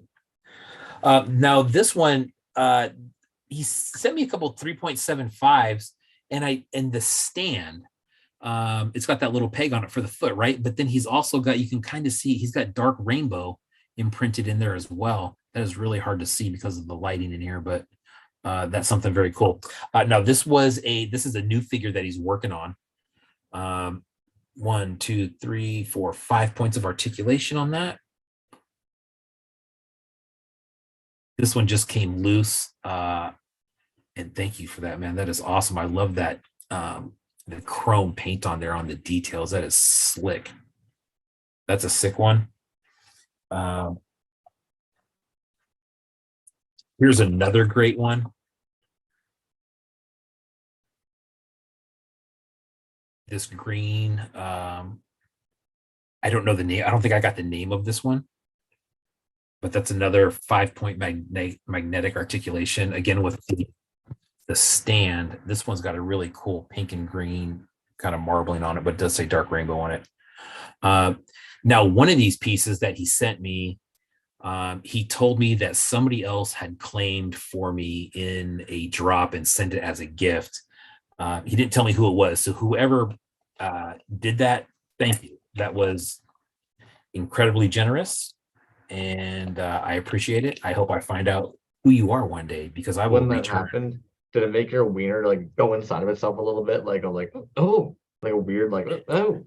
Well, he told me, and I'm just like, oh man, I thought he messaged the wrong person. And I'm like, no, I don't think I got that. And he said, no, somebody bought it for you. And so I was like, fuck, okay.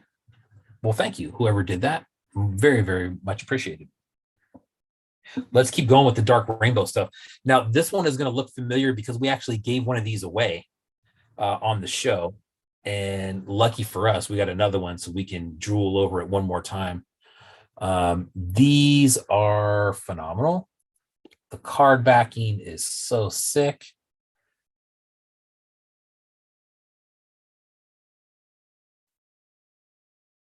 Sick piece. I'm going to take this out.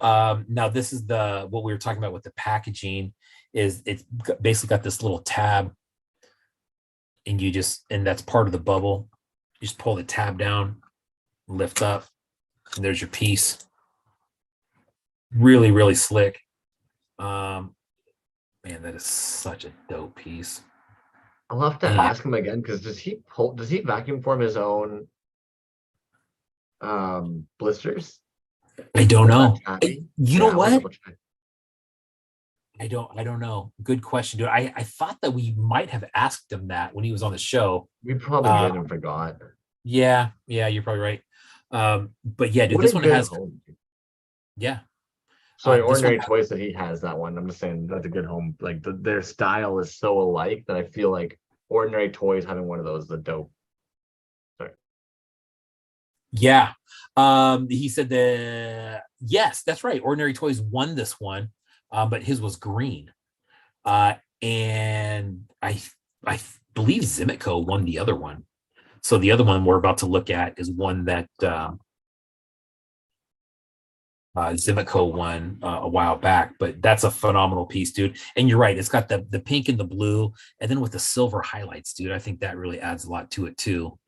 And then kind of the iridescent cape on that one.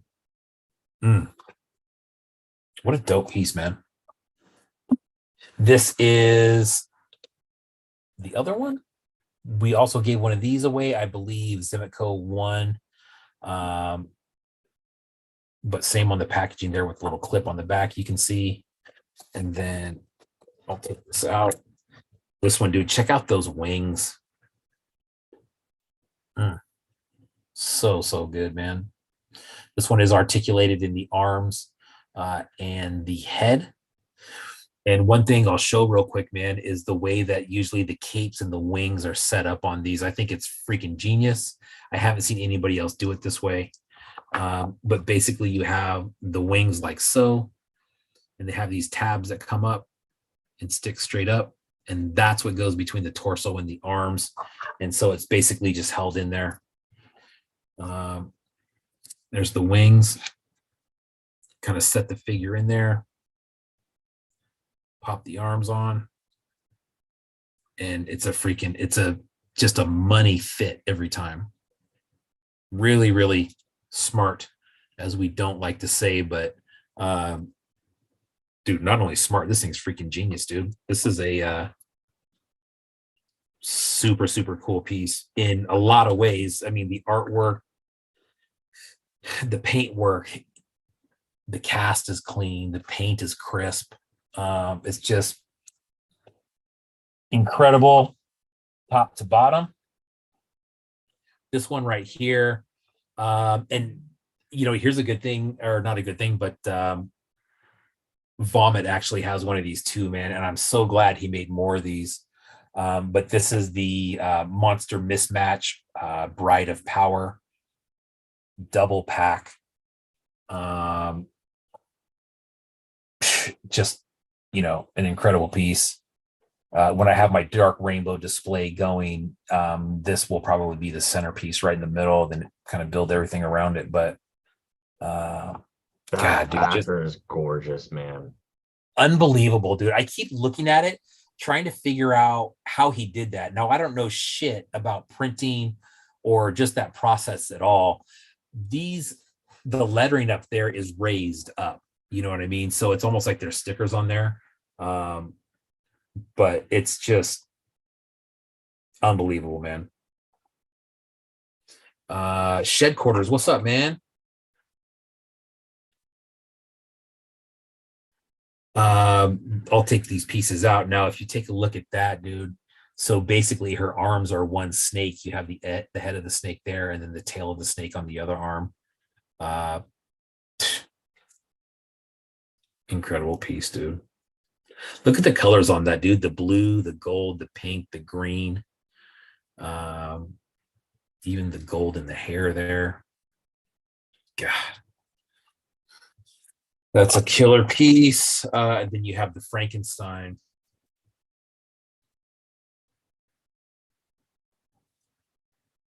Dude, just so good. So damn good, man. And then again, here's the card for that. Dark Rainbow. All the way from Australia. I'm with Ordinary Toys there. He was talking about the process. I don't want to say he actually cuts them all individually, but he does pull them all individually from a sheet of some sort and lay them on. It's painstaking because I remember when he told us the process right away, we were like, dude, just your backers alone, like you're never making that back. And he was like, oh no, it's a labor of love. Yeah. Yeah, exactly, dude. And remember he was saying how he just kind of makes things in his spare time. And I remember telling him, like, dude, whatever you sell, whatever you make is going to sell. The other good thing about Dark Rainbow, man, is they typically have stuff in E2K. So if you want some Dark Rainbow stuff, jump over to E2K and see what they got.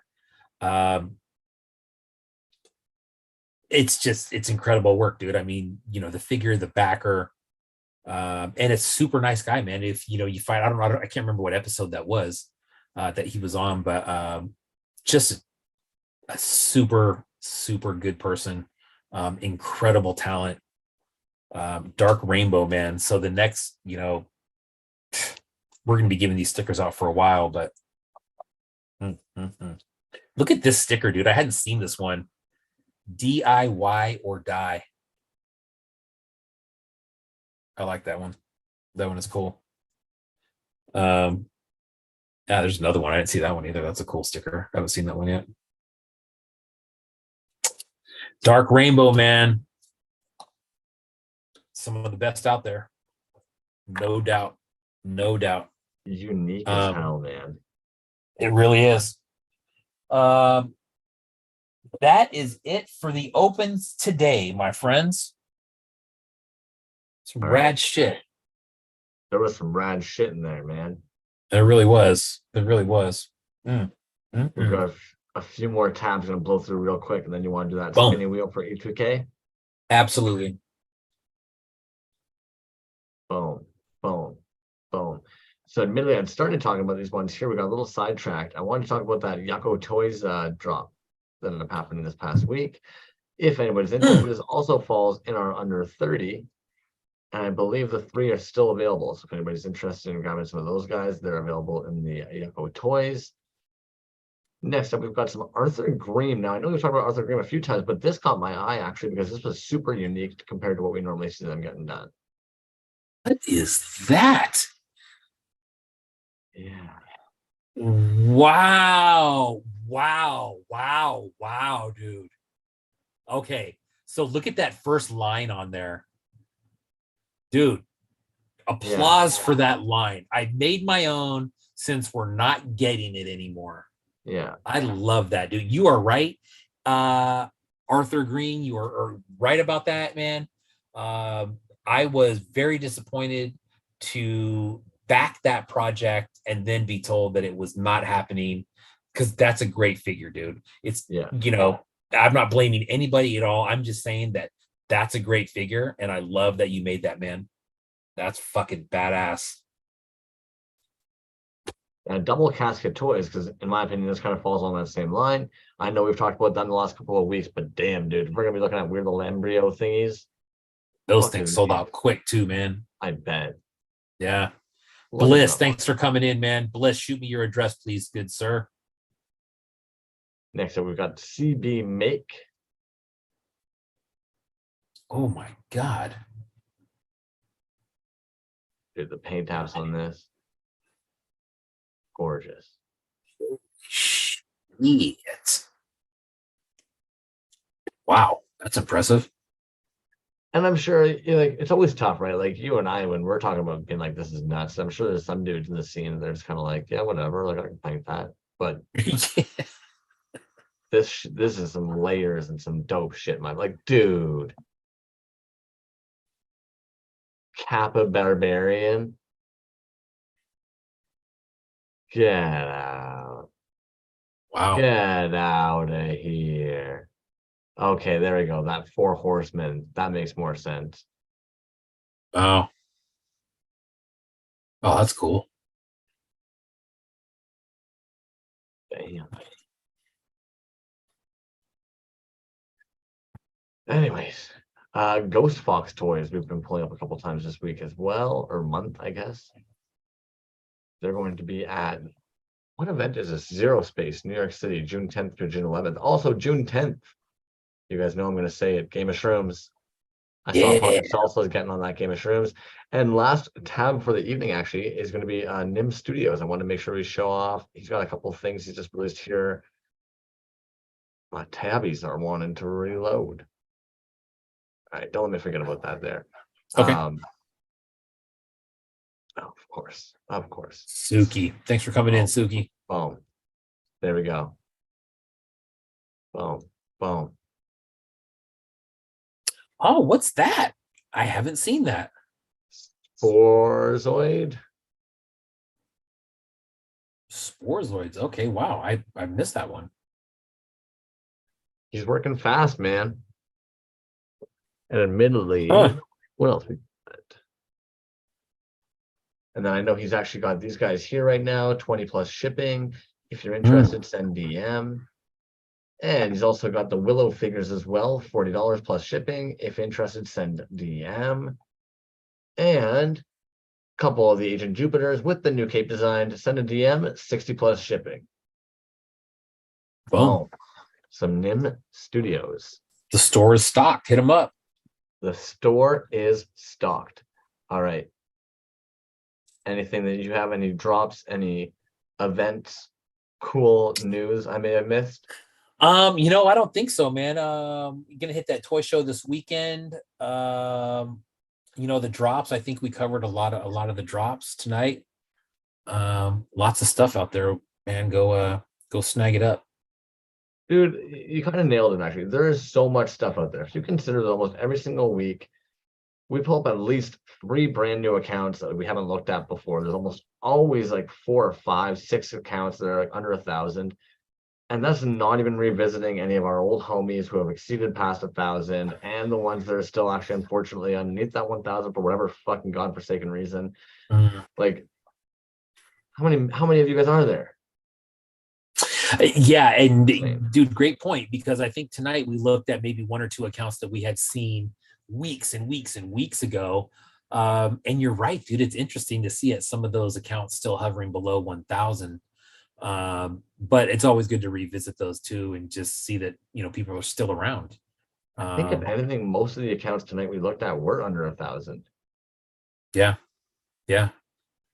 Last call then, guys. If you haven't already chimed in here tonight, chime in before we do this last little giveaway for that E2K gift card. I'm going to pull up the wheel of names. If you don't see your name on there, please chime in and let us know. Boom. Make this a little bigger. Boom. Is 5 points this weekend? It is, right? Oh my goodness. That sure as heck beats me, dude. I'm so sorry. No, all good, dude. I think it is this weekend. Eddie, if you're around, man, let me know. Yeah, I was gonna say the chat will probably know better than myself, unfortunately. Yeah.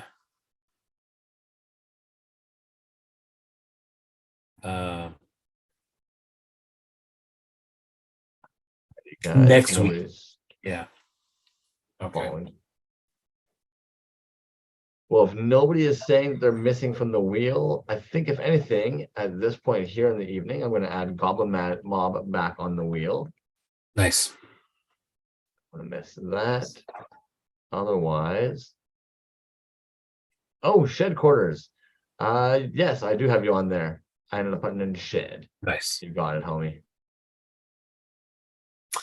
You know what, man? I actually talked to a coworker today who's taking a trip of a lifetime, going out to New Zealand and then to a couple different spots in Australia. And I said, I actually know some people in Australia, and they were blown away by that for some reason. Speaking of knowing people from further away, I'm curious. Thoughts on putting vinegar on your French fries? Wow. Where have I done that before? I've done that at a fish and chips place. See, I was told that if you've ever done it, it's going to be with fish and chips. Friggin' if it's not common out there. You know what, dude? We have there is a fish and chips place out here. And I believe it's an English-based company. And they're a little bit of a chain. And I've only eaten there, just a couple times. I mean, fish and chips. it doesn't do a whole lot for me, but it's good. But I know that they're big on the vinegar. Okay, yeah, because fuck fish. But vinegar on French fries is like super, super, super common here. Super common here. Like if you go Really? to any like greasy spoon or diner, you're going to have a thing of vinegar sitting on the table when you sit down. No shit. Yeah, That's a little cool, drip man. bottle. I am a very big fan of vinegar, like salt and vinegar chips. The more vinegar, the better. I just like that vinegar taste for whatever reason. But I didn't know that was such a common thing, dude. That's odd. That's Yeah, and not if anything, odd. It's just different. Mr. Ordinary, you touched on it, dude. It's balsamic, or yeah, balsamic vinegar. Because Yeah, we do yeah. that every now and then as well. And shed quarters, that chicken salt sounds amazing. All right, I'm gonna spin the wheels. Malt vinegar, thank you. Yeah, I knew it wasn't balsamic. That's Yes. salad dressing shit. Malt vinegar. Perfect. Yeah, that shit's got some tang. Oh, New Transylvania. New Getting a Transylvania. $25 E2K gift card. Awesome, man. Oh. Congratulations, Sean. New Transylvania. If you could hit us up or hit me up or the toy page up with your email address, that would be awesome, man. And we'll get that over to you. I'll send that over to Dustin at E2K. He'll shoot that over to you through your email, and enjoy it, man. Very cool. Oh my God. Mr. Ordinary says, my sister straight up drinks vinegar. Been doing it since she was a kid. Yikes. I used to love doing that, but my parents would tell me, don't do that, it'll thin your blood out. I don't know if there's any logic to that. I've never looked into it, but my brain always just thought, oh yeah, it can thin your blood to drink a bunch of vinegar. You probably have to drink Holland. That is odd. I'm going to say just a real quick blood thinning story real quick, since you brought it up. This might help somebody someday. So at work the other day, I got a guy who got injured. Do you know what a scissor lift is? Yeah, and you have the basket up top, and then you go up and down. So this kid was fucking around. And I'm allowed to call him a kid because I believe he's, in his early 20s, maybe 19 even. Fresh out of the union hall. They have a deck in there that you can extend the deck to put more people in there, or one other person. And he was fucking around, not paying attention, and he got his arm crushed between two scissor lifts, and that part, that the deck that comes out, came back and smashed him. I shit you not, man. By the time I got there and I'm looking at this kid, he had a little scratch on his arm, but he had a hematoma on his arm that looked like you could have stuffed 2 tennis balls in there. No bullshit. It was like this. And it caught me so off guard. I came in and I looked at it and I'm like, what the fuck is that? And he wasn't being honest about how the injury happened. So that made it even worse. Come to find out, what happened was he's on blood thinners. And when you get injured and all the, I'm sure Jazz knows this and he'll probably correct me. I'm probably going to say something wrong. But all the, when you're injured, the blood rushes to that area to try to repair it. And what happened with him, since he's on blood thinners, the blood was not retracting back up to where it should be. And so it was pooling up. So he basically had a very, very small, almost superficial scratch with this hematoma that was just fucking bizarre, dude. I have never seen, I didn't know your skin could stretch like that. And they ended up just kind of cleaning it out, wrapping it up, and ice and stuff, and it ended up going away. But just a really strange thing, man. If you ever have any sort of clotting or anything like that and you're on blood thinners, that might be the reason why. I'm sure you're I was like, yes, I realize that the blood thinning properties of vinegar. I was just talking about blood thinning in general. Thinning your blood is good. I don't know. I'll have to add. I defer to Jazz on that. So one, that story is horrific, and I'm very sorry that you had to witness that and deal with that this week. Two, at some point, I can't be the only one that thought, okay, blood thinners and just a little prick to my prick, and I'm good, is what you're saying. Jazz says, did I pop it? I did not pop it. He wanted me to pop it. And I said, absolutely not. Absolutely not. I'm not doing that. I don't know. I just don't think that. What do you do in a situation like that? Well, the weird thing with this one is that there was no pain. So if his pain level, if he said, hey, this hurts, yeah, I would have modified his duty right away or sent him home, or sent him to the clinic or called out our triage place and said, hey, let's get this guy looked at. But sometimes, when they're not being honest and they say, hey, I still want to go back to work, you're kind of at the mercy of what they say, whether, you can kind of override it and say, hey, I don't think that's a good idea. But if they're saying they're not hurt and I want to go back to work, it's a tricky thing, man, because it can be a real dicey situation too. So don't do drugs, kids. Yeah, don't do that. Go the fuck home. If your arm looks like you can put two tennis balls in there, just say, I'm gonna go home for the afternoon. And you know what, though, dude? As bad as that sounds, that was probably the most mild injury that I had this week. There are some absolute horrific ones. Dude, imagine being on one of those scissor lifts and having your hand over the rail and you smash into a wall. And instead of backing up, you make the decision to try to pull your finger out and half your fucking finger comes off. I saw that one. That being said, there's a DVD that exists out there. It's probably on the internet if you want to try and download it, called 101 Sexual Mishaps. It's worth a good little laugh. You'd be surprised what people have tried up there. All toys all the time. All toys all the time. Quote of the night, I'll give it to Shed Quarters, do the right drugs. Yes, that's good advice right there. Jazz, thank you, man. That there you go. Where's a fur coat? July. Oh my God. Did the finger deglove? No, man, it pulled it right off, Jazz. I have a picture of it. I'll send it to you. I have seen the degloving though. That's when the skin you just pull it off like a glove, brother. You know what I'm talking about? Yeah, 100%, dude. Jesus, God. Fuck. All right. I think that's what we call it tonight, man. Yeah, I think so. I'm gonna go eat now. I think that's where we deglove the episode. It's been a fucking a blast, an odd one. You guys have a fun, safe week out there. With that being said, we don't need to have B showing up at your workplace with you being degloved. Too much paperwork, man. Yeah. Always a pleasure, man. Try and have a lovely